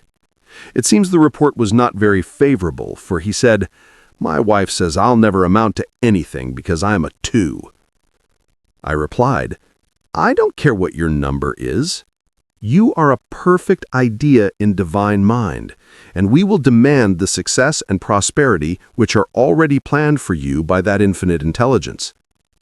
Within a few weeks, he had a very fine position, and a year or two later, he achieved a brilliant success as a writer. No man is a success in business unless he loves his work. The picture the artist paints for love of his art is his greatest work. The pot boiler is always something to live down. No man can attract money if he despises it. Many people are kept in poverty by saying, "Money means nothing to me, and I have a contempt for people who have it." This is the reason so many artists are poor. Their contempt for money separates them from it. I remember hearing one artist say of another, "He's no good as an artist. He has money in the bank." This attitude of mind, of course, separates man from his supply. He must be in harmony with a thing in order to attract it. Money is God in manifestation as freedom from want and limitation, but it must be always kept in circulation and put to right uses. Hoarding and saving react with grim vengeance. This does not mean that man should not have houses and lots, stocks and bonds, for the barns of the righteous man shall be full. It means man should not hoard even the principal if an occasion arises when money is necessary. In letting it go out fearlessly and cheerfully, he opens the way for more to come in, for God is man's unfailing and inexhaustible supply. This is the spiritual attitude towards money, and the great bank of the universal never fails. We see an example of hoarding in the film production of Greed. The woman won $5,000 in a lottery, but would not spend it. She hoarded and saved, let her husband suffer and starve, and eventually she scrubbed floors for a living. She loved the money itself and put it above everything, and one night she was murdered and the money taken from her. This is an example of where love of money is the root of all evil. Money in itself is good and beneficent, but used for destructive purposes, hoarded and saved or considered more important than love, brings disease and disaster, and the loss of the money itself. Follow the path of love, and all things are added, for God is love, and God is supply. Follow the path of selfishness in greed, and the supply vanishes, or man is separated from it. For example, I knew the case of a very rich woman who hoarded her income. She rarely gave anything away, but bought and bought and bought things for herself. She was very fond of necklaces, and a friend once asked her how many she possessed. She replied, 67. She bought them and put them away, carefully wrapped in tissue paper. Had she used the necklaces, it would have been quite legitimate, but she was violating the law of use. Her closets were filled with clothes she never wore and jewels which never saw the light. The woman's arms were gradually becoming paralyzed from holding on to things, and eventually she was considered incapable of looking after her affairs, and her wealth was handed over to others to manage. So man, in ignorance of the law, brings about his own destruction. All disease, all unhappiness come from the violation of the law of love. Man's boomerangs of hate, resentment, and criticism come back laden with sickness and sorrow. Love seems almost a lost art, but the man with the knowledge of spiritual law knows it must be regained, for without it, he has become as sounding brass and tinkling cymbals. For example, I had a student who came to me month after month to clean her consciousness of resentment. After a while, she arrived at the point where she resented only one woman, but that one woman kept her busy. Little by little, she became poised and harmonious, and one day, all resentment was wiped out. She came in radiant and exclaimed, "You can't understand how I feel. The woman said something to me, and instead of being furious, I was loving and kind, and she apologized and was perfectly lovely to me. No one can understand the marvelous lightness I feel within." Love and goodwill are invaluable in business. For example, a woman came to me complaining of her employer. She said she was cold and critical and knew she did not want her in the position. "Well," I replied, "salute the divinity in the woman and send her love." She said, "I can't. She's a marble woman." I answered, "You remember the story of the sculptor who asked for a certain piece of marble? He was asked why he wanted it, and he replied, because there was an angel in the marble, and out of it he produced a wonderful work of art." She said, "Very well, I'll try it." A week later she came back and said, "I did what you told me to, and now the woman is very kind, and took me out in her car." People are sometimes filled with remorse for having done someone an unkindness, perhaps years ago. If the wrong cannot be righted, its effect can be neutralized by doing someone a kindness in the present. This one thing I do, forgetting those things which are behind, and reaching forth unto those things where are before.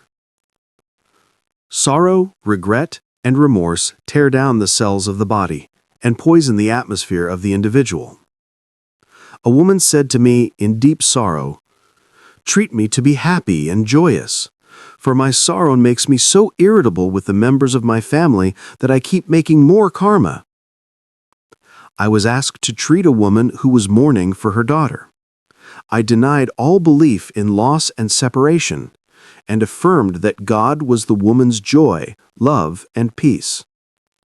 The woman gained her poise at once, but sent word by her son not to treat any longer, because she was so happy it wasn't respectable. So mortal mind loves to hang on to its griefs and regrets. I knew a woman who went about bragging of her troubles. So, of course, she always had something to brag about. The old idea was if a woman did not worry about her children, she was not a good mother. Now we know that mother fear is responsible for many of the diseases and accidents which come into the lives of children. For fear pictures vividly the disease or situation feared, and these pictures objectify if not neutralized.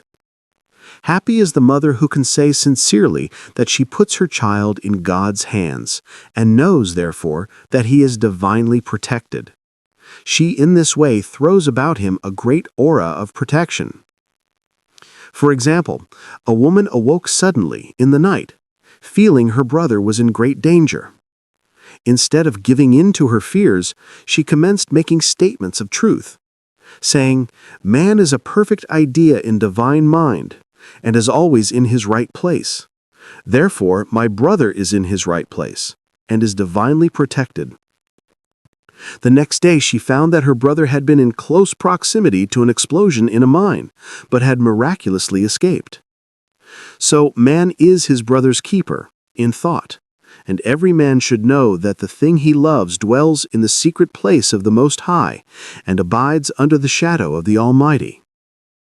There shall no evil befall thee, neither shall any plague come nigh thy dwelling. Perfect love casteth out fear. He that feareth is not made perfect in love, and love is the fulfilling of the law. Chapter 8. Intuition, or Guidance. In all thy ways acknowledge him, and he shall direct thy paths. There is nothing too great of accomplishment for the man who knows the power of his word, and who follows his intuitive leads. By the word he starts in action unseen forces, and can rebuild his body or remold his affairs. It is, therefore, of the utmost importance to choose the right words, and the student carefully selects the affirmation he wishes to catapult into the invisible. He knows that God is his supply, that there is a supply for every demand, and that his spoken word releases this supply. Ask, and ye shall receive. Man must make the first move. Draw nigh to God, and he will draw nigh to you. I have often been asked just how to make a demonstration. I reply, speak the word, and then do not do anything until you get a definite lead. Demand the lead, saying, "Infinite Spirit, reveal to me the way. Let me know if there is anything for me to do." The answer will come through intuition or hunch, a chance remark from someone, or a passage in a book, etc., etc. The answers are sometimes quite startling in their exactness. For example, a woman desired a large sum of money. She spoke the words, "Infinite Spirit, open the way for my immediate supply. Let all that is mine by divine right now reach me in great avalanches of abundance." Then she added, "Give me a definite lead. Let me know if there is anything for me to do." The answer came quickly. Give a certain friend, who had helped her spiritually, $100. She told her friend, who said, "Wait and get another lead before giving it." So she waited, and that day met a woman who said to her, "I gave someone $1 today. It was just as much for me as it would be for you to give someone $100. This was indeed an unmistakable lead, so she knew she was right in giving the $100. It was a gift which proved a great investment, for shortly after that, a large sum of money came to her in a remarkable way. Giving opens the way for receiving. In order to create activity in finances, one should give. Tithing, or giving 1/10 of one's income, is an old Jewish custom and is sure to bring increase. Many of the richest men in this country have been tithers, and I have never known it to fail as an investment. The 10th part goes forth and returns blessed and multiplied. But the gift or tithe must be given with love and cheerfulness, for God loveth a cheerful giver. Bills should be paid cheerfully. All money should be sent forth fearlessly and with a blessing. This attitude of mind makes man master of money. It is his to obey, and his spoken word then opens vast reservoirs of wealth. Man himself limits his supply by his limited vision. Sometimes the student has a great realization of wealth, but is afraid to act. The vision and action must go hand in hand, as in the case of the man who bought the fur-lined overcoat. A woman came to me asking me to speak the word for a position. So I demanded, "Infinite Spirit, open the way for this woman's right position." Never ask for just a position. Ask for the right position, the place already planned in divine mind, as it is the only one that will give satisfaction. I then gave thanks that she had already received and that it would manifest quickly. Very soon, she had 3 positions offered her, 2 in New York and 1 in Palm Beach, and she did not know which to choose. I said, "Ask for a definite lead." The time was almost up, and was still undecided when one day she telephoned. When I woke up this morning, I could smell Palm Beach.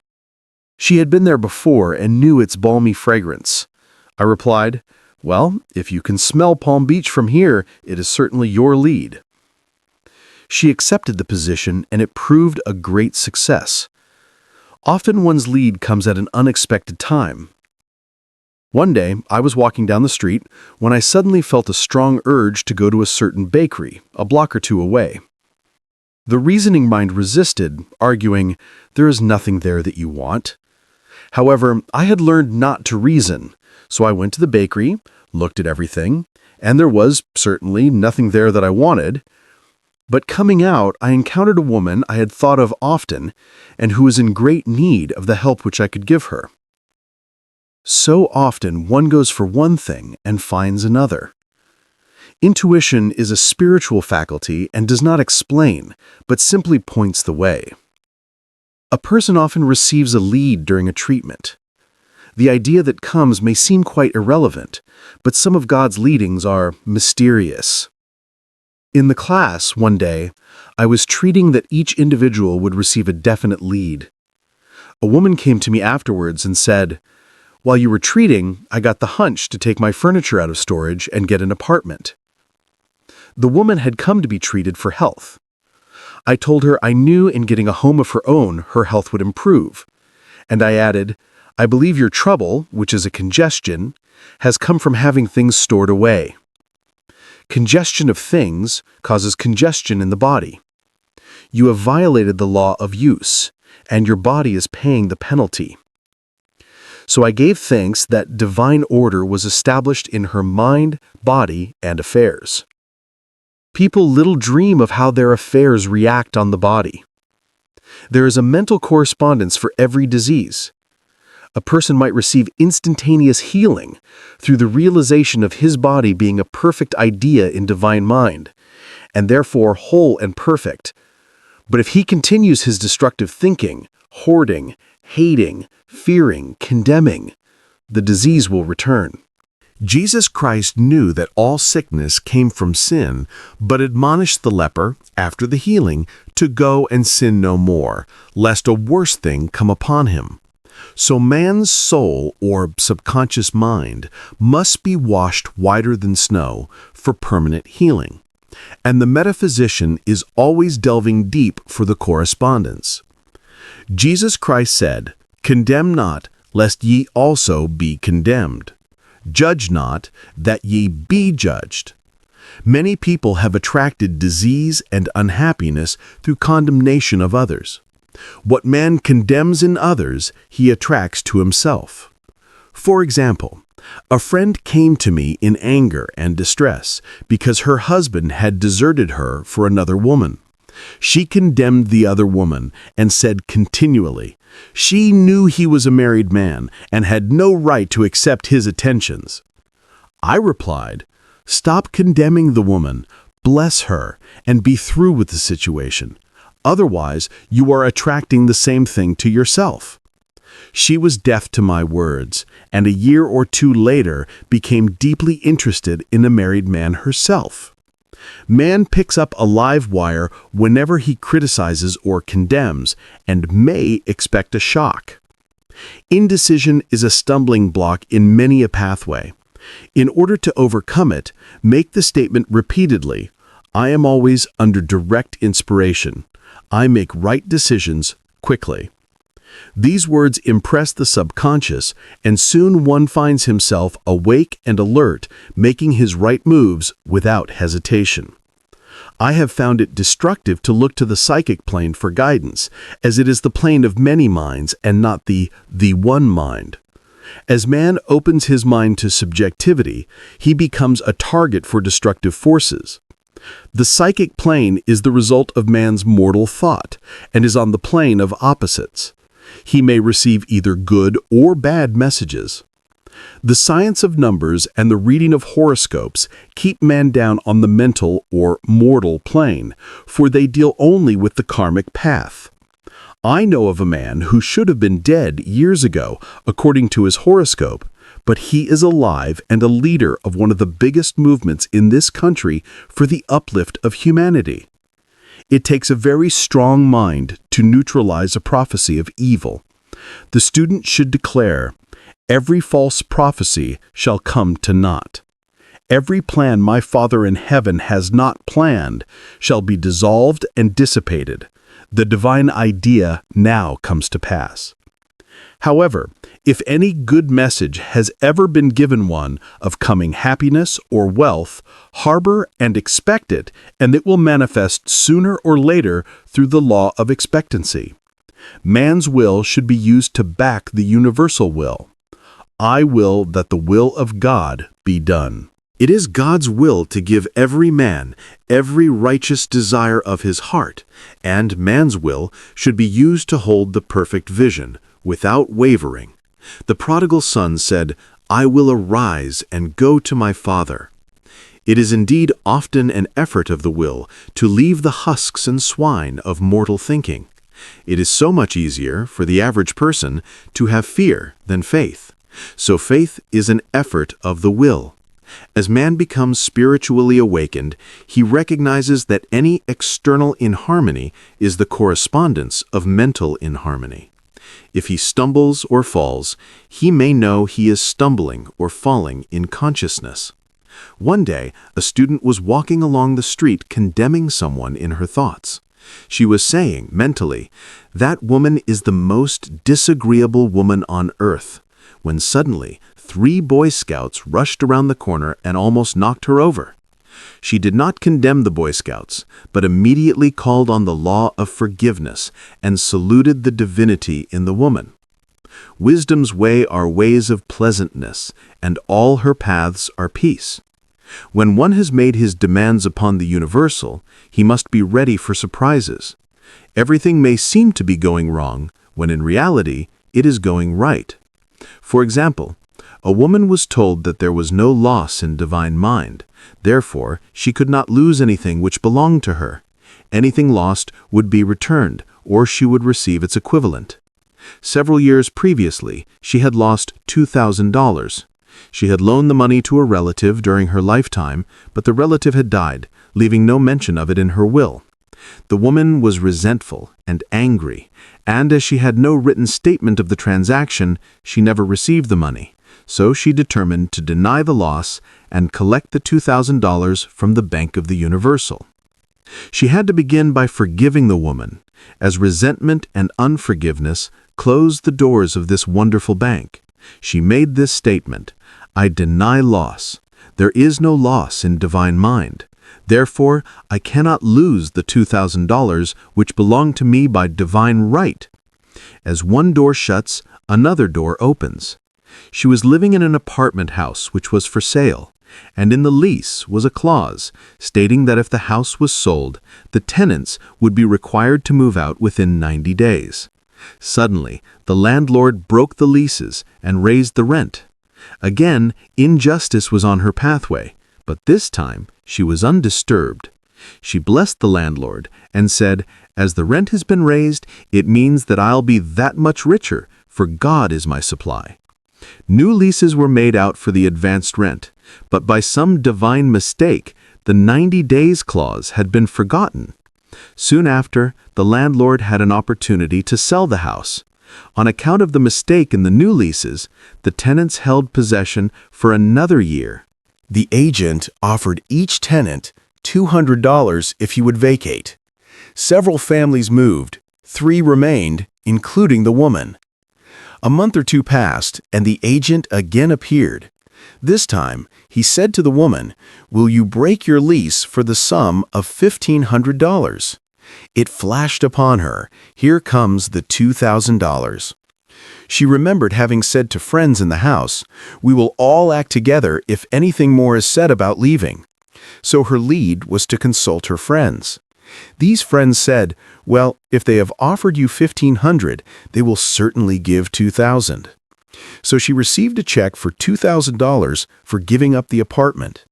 It was certainly a remarkable working of the law, and the apparent injustice was merely opening the way for her demonstration.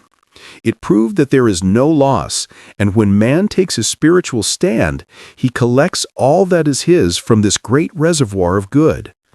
"I will restore to you the years the locusts have eaten."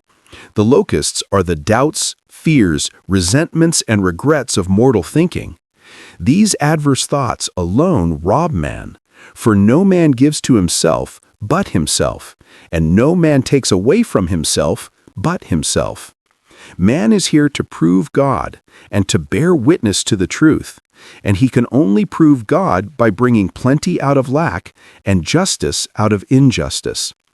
"Prove me now herewith, saith the Lord of hosts, if I will not open you the windows of heaven and pour out a blessing that there shall not be room enough to receive it." Chapter 9. Perfect Self-Expression, or the Divine Design. No wind can drive my bark astray, nor change the tide of destiny. There is for each man perfect self-expression. There is a place which he is to fill and no one else can fill, something which he is to do which no one else can do. It is his destiny. This achievement is held a perfect idea in divine mind, awaiting man's recognition. As the imaging faculty is the creative faculty, it is necessary for man to see the idea before it can manifest. So man's highest demand is for the divine design of his life. He may not have the faintest conception of what it is, for there is possibly some marvelous talent hidden deep within him. His demand should be, "Infinite Spirit, open the way for the divine design of my life to manifest. Let the genius within me now be released. Let me see clearly the perfect plan." The perfect plan includes health, wealth, love, and perfect self-expression. This is the square of life, which brings perfect happiness. When one has made this demand, he may find great changes taking place in his life, for nearly every man has wandered far from the divine design. I know in one woman's case, it was as though a cyclone had struck her affairs, but readjustments came quickly, and new and wonderful conditions took the place of old ones. Perfect self-expression will never be labor, but of such absorbing interest that it will seem almost like play.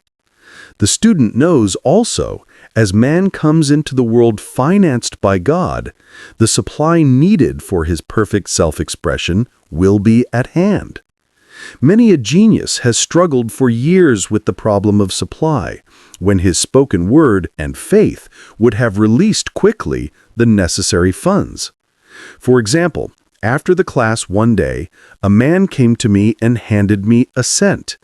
He said, "I have just 7 cents in the world, and I'm going to give you 1, for I have faith in the power of your spoken word. I want you to speak the word for my perfect self-expression and prosperity."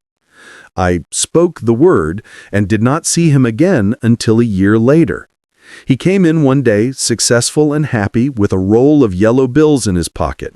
He said, "Immediately after you spoke the word, I had a position offered to me in a distant city, and am now demonstrating health, happiness, and supply." A woman's perfect self-expression may be in becoming a perfect wife, a perfect mother, a perfect homemaker, and not necessarily in having a public career. Demand definite leads, and the way will be made easy and successful. One should not visualize or force a mental picture. When he demands the divine design to come into his conscious mind, he will receive flashes of inspiration and begin to see himself making some great accomplishment. This is the picture, or idea, he must hold without wavering. The thing man seeks is seeking him. The telephone was seeking Bell. Parents should never force careers and professions upon their children. With a knowledge of spiritual truth, the divine plan could be spoken for, early in childhood or prenatally. A prenatal treatment should be, let the God in this child have perfect expression. Let the divine design of his mind, body, and affairs be made manifest throughout his life, throughout eternity. God's will be done, not man's. God's pattern, not man's pattern, is the command we find running through all the scriptures. And the Bible is a book dealing with the science of the mind. It is a book telling man how to release his soul, or subconscious mind, from bondage. The battles described are pictures of man waging war against mortal thoughts. A man's foes shall be they of his own household. Every man is Jehoshaphat, and every man is David, who slays Goliath, or mortal thinking, with the little white stone, faith. So man must be careful that he is not the wicked and slothful servant who buried his talent. There is a terrible penalty to be paid for not using one's ability. Often fear stands between man and his perfect self-expression. Stage fright has hampered many a genius. This may be overcome by the spoken word or treatment. The individual then loses all self-consciousness and feels simply that he is a channel for infinite intelligence to express itself through. He is under direct inspiration, fearless and confident, for he feels that it is the Father within him who does the work. A young boy came often to my class with his mother. He asked me to speak the word for his coming examinations at school.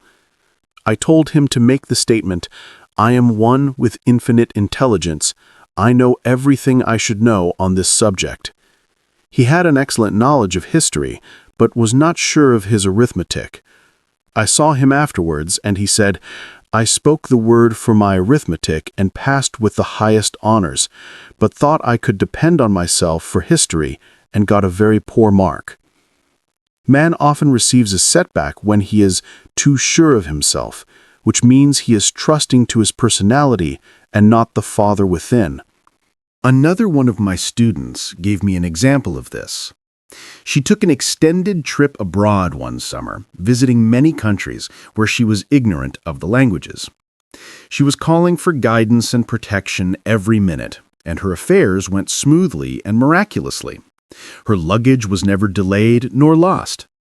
Accommodations were always ready for her at the best hotels, and she had perfect service wherever she went. She returned to New York.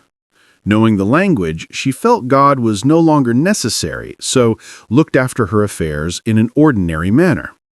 Everything went wrong. Her trunks delayed amid inharmony and confusion. The student must form the habit of practicing the presence of God every minute. In all thy ways, acknowledge Him. Nothing is too small or too great. Sometimes an insignificant incident may be the turning point in a man's life. Robert Fulton, watching some boiling water simmering in a tea kettle, saw a steamboat. I have seen a student often keep back his demonstration through resistance or pointing the way. He pins his faith to one channel only and dictates just the way he desires the manifestation to come, which brings things to a standstill. My way, not your way, is the command of infinite intelligence. Like all power, be it steam or electricity, it must have a non-resistant engine or instrument to work through, and man is that engine or instrument. Over and over again, man is told to stand still. O Judah, fear not, but tomorrow go out against them, for the Lord will be with you. You shall not need to fight this battle. Set yourselves, stand ye still, and see the salvation of the Lord with you. We see this in the incident of the $2,000 coming to the woman through the landlord when she became non-resistant and undisturbed, and the woman won the man's love after all suffering had ceased. The student's goal is poise. Poise is power, for it gives God power a chance to rush through man, to will and to do its good pleasure. Poised, he thinks clearly and makes right decisions quickly. He never misses a trick. Anger blurs the visions, poisons the blood, is the root of many diseases, and causes wrong decision leading to failure. It has been named one of the worst sins as its reaction is so harmful. The student learns that in metaphysics sin has a much broader meaning than in the old teaching. Whatsoever is not of faith is sin. He finds that fear and worry are deadly sins. They are inverted faith, and through distorted mental pictures bring to pass the thing he fears. His work is to drive out these enemies from the subconscious mind. When man is fearless, he is finished. Maeterlinck says that man is God afraid. So, as we read in the previous chapters, man can only vanquish fear by walking up to the thing he is afraid of. When Jehoshaphat and his army prepared to meet the enemy, singing, "Praise the Lord, for his mercy endureth forever," they found their enemies had destroyed each other, and there was nothing to fight. For example, a woman asked a friend to deliver a message to another friend. The woman feared to give the message as the reasoning mind said, "Don't get mixed up in this affair. Don't give that message." She was troubled in spirit, for she had given her promise. At last she determined to walk up to the lion and call on the law of divine protection. She met the friend to whom she was to deliver the message. She opened her mouth to speak it when her friend said, "So-and-so has left town." This made it unnecessary to give the message, as the situation depended upon the person being in town. As she was willing to do it, she was not obliged to. As she did not fear, the situation vanished. The student often delays his demonstration through a belief in incompletion. He should make this statement: "In divine mind there is only completion, therefore my demonstration is completed. My perfect work, my perfect home, my perfect health. Whatever he demands are perfect ideas registered in divine mind and must manifest under grace in a perfect way. He gives thanks he has already received on the invisible and makes active preparation for receiving on the visible." One of my students was in need of a financial demonstration. She came to me and asked why it was not completed. I replied, "Perhaps you are in the habit of leaving things unfinished, and the subconscious has gotten into the habit of not completing. As the without, so the within." She said, "You are right. I often begin things and never finish them. I'll go home and finish something I commenced weeks ago, and I know it will be symbolic of my demonstration." So she sewed assiduously, and the article was soon completed. Shortly after, the money came in a most curious manner. Her husband was paid his salary twice that month. They told the people of their mistake, and they sent word to keep it. When man asks, believing, he must receive, for God creates his own channels. I have been sometimes asked, suppose one has several talents, how is he to know which one to choose? Demand to be shown definitely. Say, Infinite Spirit, give me a definite lead. Reveal to me my perfect self-expression. Show me which talent I am to make use of now. I have known people to suddenly enter a new line of work and be fully equipped, with little or no training. So make the statement, I am fully equipped for the divine plan of my life, and be fearless in grasping opportunities. Some people are cheerful givers, but bad receivers. They refuse gifts through pride or some negative reason, thereby blocking their channels, and invariably find themselves eventually with little or nothing. For example, a woman who had given away a great deal of money had a gift offered her of several $1,000s. She refused to take it, saying she did not need it. Shortly after that, her finances were tied up, and she found herself in debt for that amount. Man should receive gracefully the bread returning to him upon the water. Freely ye have given, freely ye shall receive. There is always the perfect balance of giving and receiving. And though man should give without thinking of returns, he violates law if he does not accept the returns which come to him. For all gifts are from God, man being merely the channel. A thought of lack should never be held over the giver. For example, when the man gave me the 1 cent, I did not say, "Poor man, he cannot afford to give me that." I saw him rich and prosperous, with his supply pouring in. It was this thought which brought it. If one has been a bad receiver, he must become a good one, and take even a postage stamp if it is given him, and open up his channels for receiving. The Lord loveth a cheerful receiver as well as a cheerful giver. I have often been asked why one man is born rich and healthy, and another poor and sick. Where there is an effect, there is always a cause. There is no such thing as chance. This question is answered through the law of reincarnation. Man goes through many births and deaths until he knows the truth which sets him free. He is drawn back to the earth plane through unsatisfied desire, to pay his karmic debts or to fulfill his destiny. The man born rich and healthy has had pictures in his subconscious mind in his past life of health and riches, and the poor and sick man of disease and poverty. Man manifests on any plane the sum total of his subconscious beliefs. However, birth and death are man-made laws, for the wages of sin is death. The Adamic fall in consciousness through the belief in 2 powers. The real man, spiritual man, is birthless and deathless. He never was born and has never died. As he was in the beginning, he is now and ever shall be. So through the truth, man is set free from the law of karma, sin, and death, and manifests the man made in his image and likeness. Man's freedom comes through fulfilling his destiny, bringing into manifestation the divine design of his life. His Lord will say unto him, "Well done, thou good and faithful servant. Thou hast been faithful over a few things. I will make thee ruler over many things, death itself. Enter thou into, in the joy of thy Lord, eternal life." Chapter 10. Denials and Affirmations. Thou shalt also decree a thing, and it shall be established unto thee.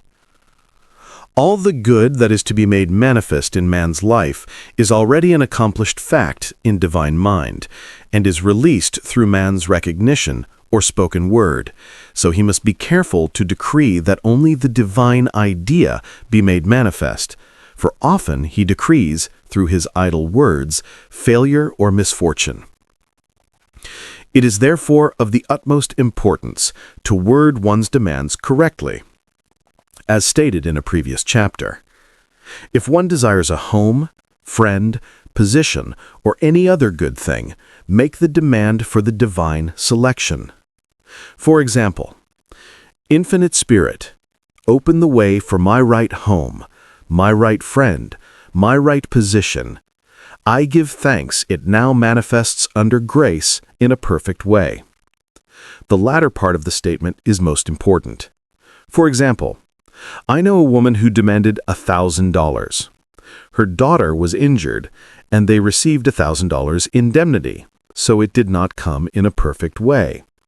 The demand should have been worded in this way: Infinite Spirit, I give thanks that the $1,000, which is mine by divine right, is now released and reaches me under grace in a perfect way. As one grows in a financial consciousness, he should demand that the enormous sums of money, which are his by divine right, reach him under grace in perfect ways. It is impossible for man to release more than he thinks is possible, for one is bound by the limited expectancies of the subconscious. He must enlarge his expectancies in order to receive in a larger way. Man so often limits himself in his demands. For example, a student made the demand for $600 by a certain date. He did receive it, but heard afterwards that he came very near receiving $1,000, but he was given just $600 as the result of his spoken word. They limited the Holy One of Israel. Wealth is a matter of consciousness. The French have a legend giving an example of this. A poor man was walking along a road when he met a traveler who stopped him and said, "My good friend, I see you are poor. Take this gold nugget, sell it, and you will be rich all your days." The man was overjoyed at his good fortune and took the nugget home. He immediately found work and became so prosperous that he did not sell the nugget. Years passed, and he became a very rich man. One day he met a poor man on the road. He stopped him and said, "My good friend, I will give you this gold nugget, which, if you sell, will make you rich for life." The mendicant took the nugget, had it valued, and found it was only brass. So we see, the first man became rich through feeling rich, thinking the nugget was gold. Every man has within himself a gold nugget. It is his consciousness of gold, of opulence, which brings riches into his life. In making his demands, man begins at his journey's end. That is, he declares he has already received. Before ye call, I shall answer. Continually affirming establishes the belief in the subconscious. It would not be necessary to make an affirmation more than once if one had perfect faith. One should not plead or supplicate, but give thanks repeatedly that he has received. The desert shall rejoice and blossom as the rose. This rejoicing, while yet in the desert state of consciousness, opens the way for release. The Lord's Prayer is in the form of command and demand. Give us this day our daily bread, and forgive us our debts as we forgive our debtors, and ends in praise.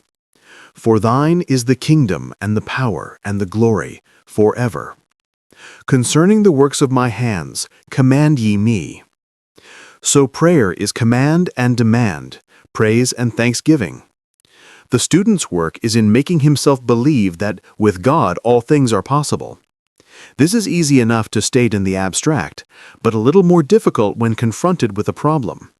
For example, it was necessary for a woman to demonstrate a large sum of money within a stated time.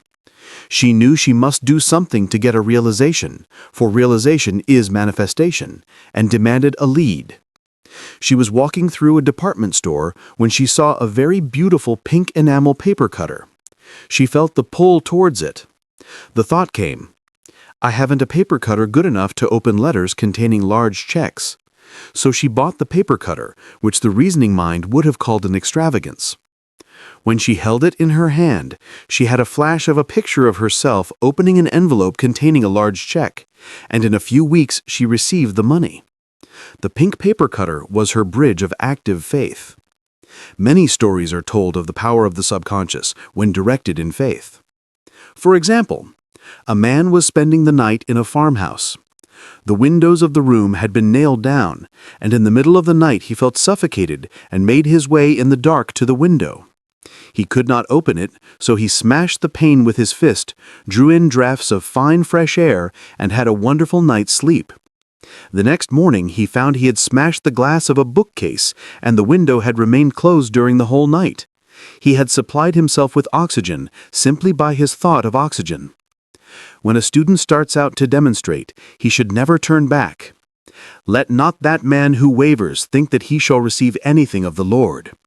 A colored student once made this wonderful statement: "When I asks the Father for anything, I puts my foot down and I says, 'Father, I'll take nothing less than I've asked for, but more.' So man should never compromise. Having done all, stand." This is sometimes the most difficult time of demonstrating. The temptation comes to give up, to turn back, to compromise.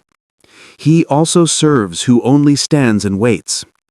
Demonstrations often come at the 11th hour because man then lets go, that is, stops reasoning, and infinite intelligence has a chance to work. Man's dreary desires are answered drearily, and his impatient desires long delayed or violently fulfilled. For example, a woman asked me why it was she was constantly losing or breaking her glasses. We found she often said to herself and others with vexation, "I wish I could get rid of my glasses." So, her impatient desire was violently fulfilled. What she should have demanded was perfect eyesight, but what she registered in the subconscious was simply the impatient desire to be rid of her glasses. So, they were continually being broken or lost. Two attitudes of mind cause loss. Depreciation, as in the case of the woman who did not appreciate her husband, or fear of loss, which makes a picture of loss in the subconscious.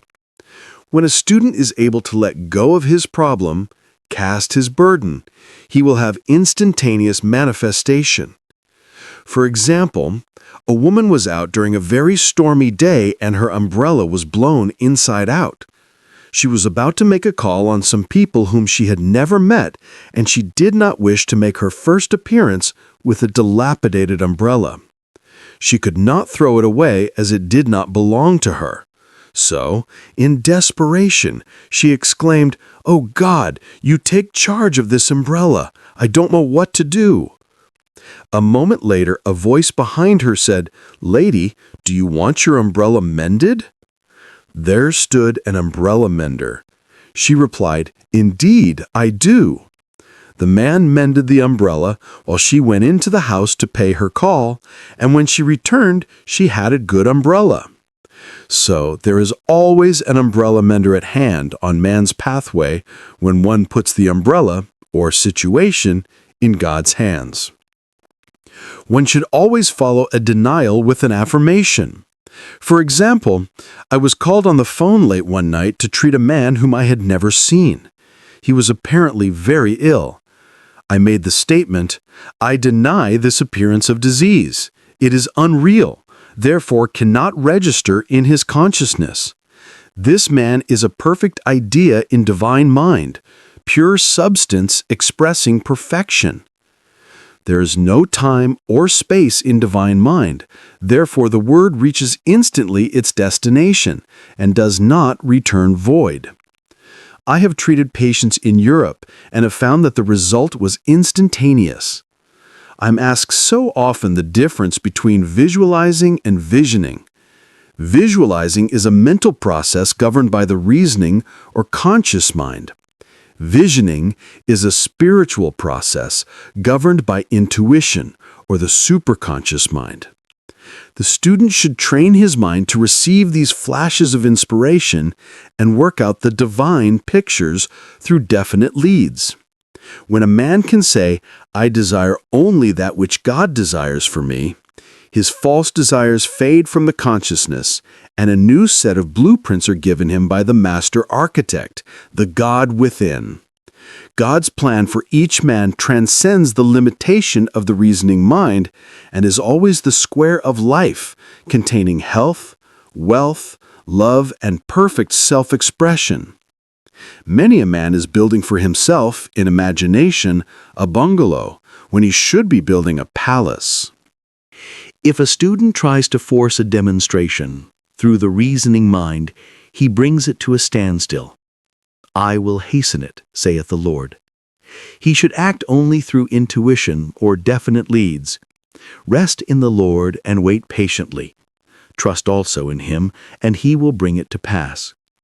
I have seen the law work in the most astonishing manner. For example, a student stated that it was necessary for her to have $100 by the following day. It was a debt of vital importance which had to be met. I spoke the word, declaring, Spirit was never too late, and that the supply was at hand. That evening she phoned me of the miracle. She said that the thought came to her to go to her safety deposit box at the bank to examine some papers. She looked over the papers, and at the bottom of the box was a new $100 bill. She was astounded and said she knew she had never put it there, for she had gone through the papers many times. It may have been a materialization, as Jesus Christ materialized the loaves and fishes. Man will reach the stage where his word is made flesh, or materialized, instantly. The fields, ripe with the harvest, will manifest immediately, as in all of the miracles of Jesus Christ. There is a tremendous power alone in the name Jesus Christ.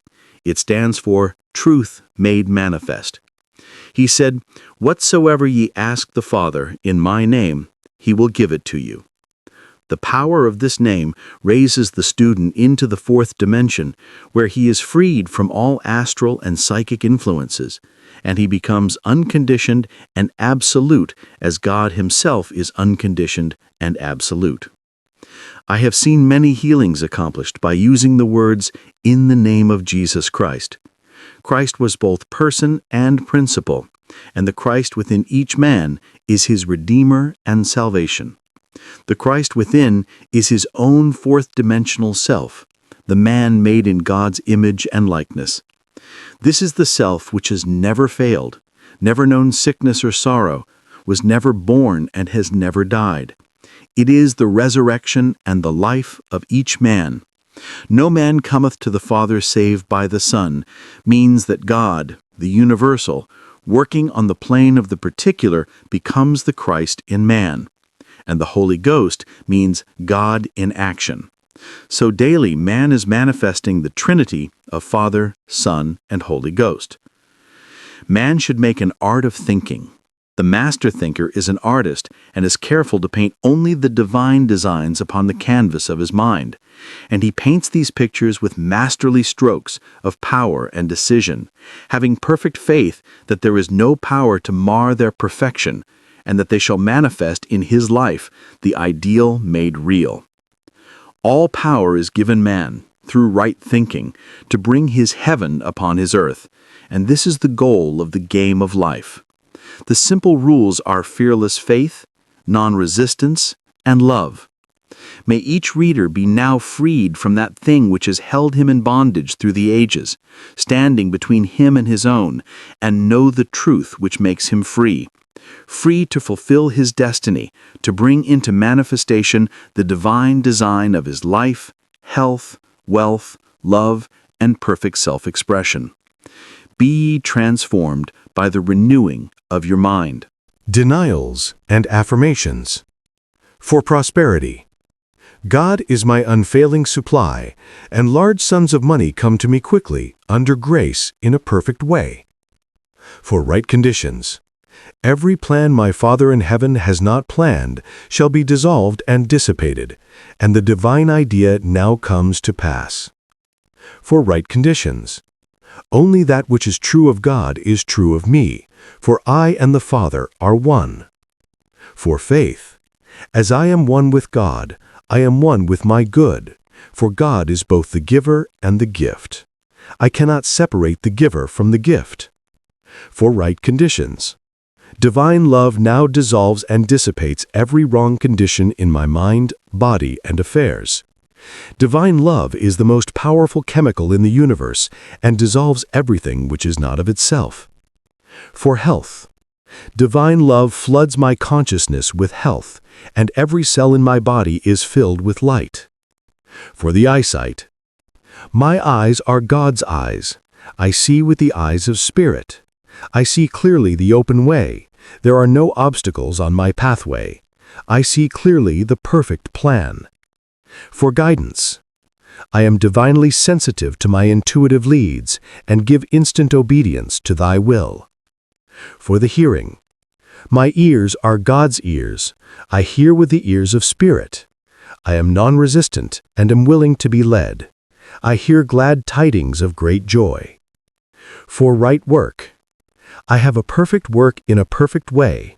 I give perfect service for perfect pay. For freedom from all bondage, I cast this burden on the Christ within, and I go free. You've just listened to The Game of Life and How to Play It by Florence Scovel Shinn. A reminder that life responds not to chance, but to consciousness. If this message resonated with you, don't let it fade. Subscribe to the Lighthouse of Wisdom for more timeless audiobooks, spiritual teachings, and daily inspiration. Hit the like button to help more seekers find this message, and turn on the bell so you never miss the light of a new awakening. Continue your journey of inner discovery, and remember, the power to shape your world begins within.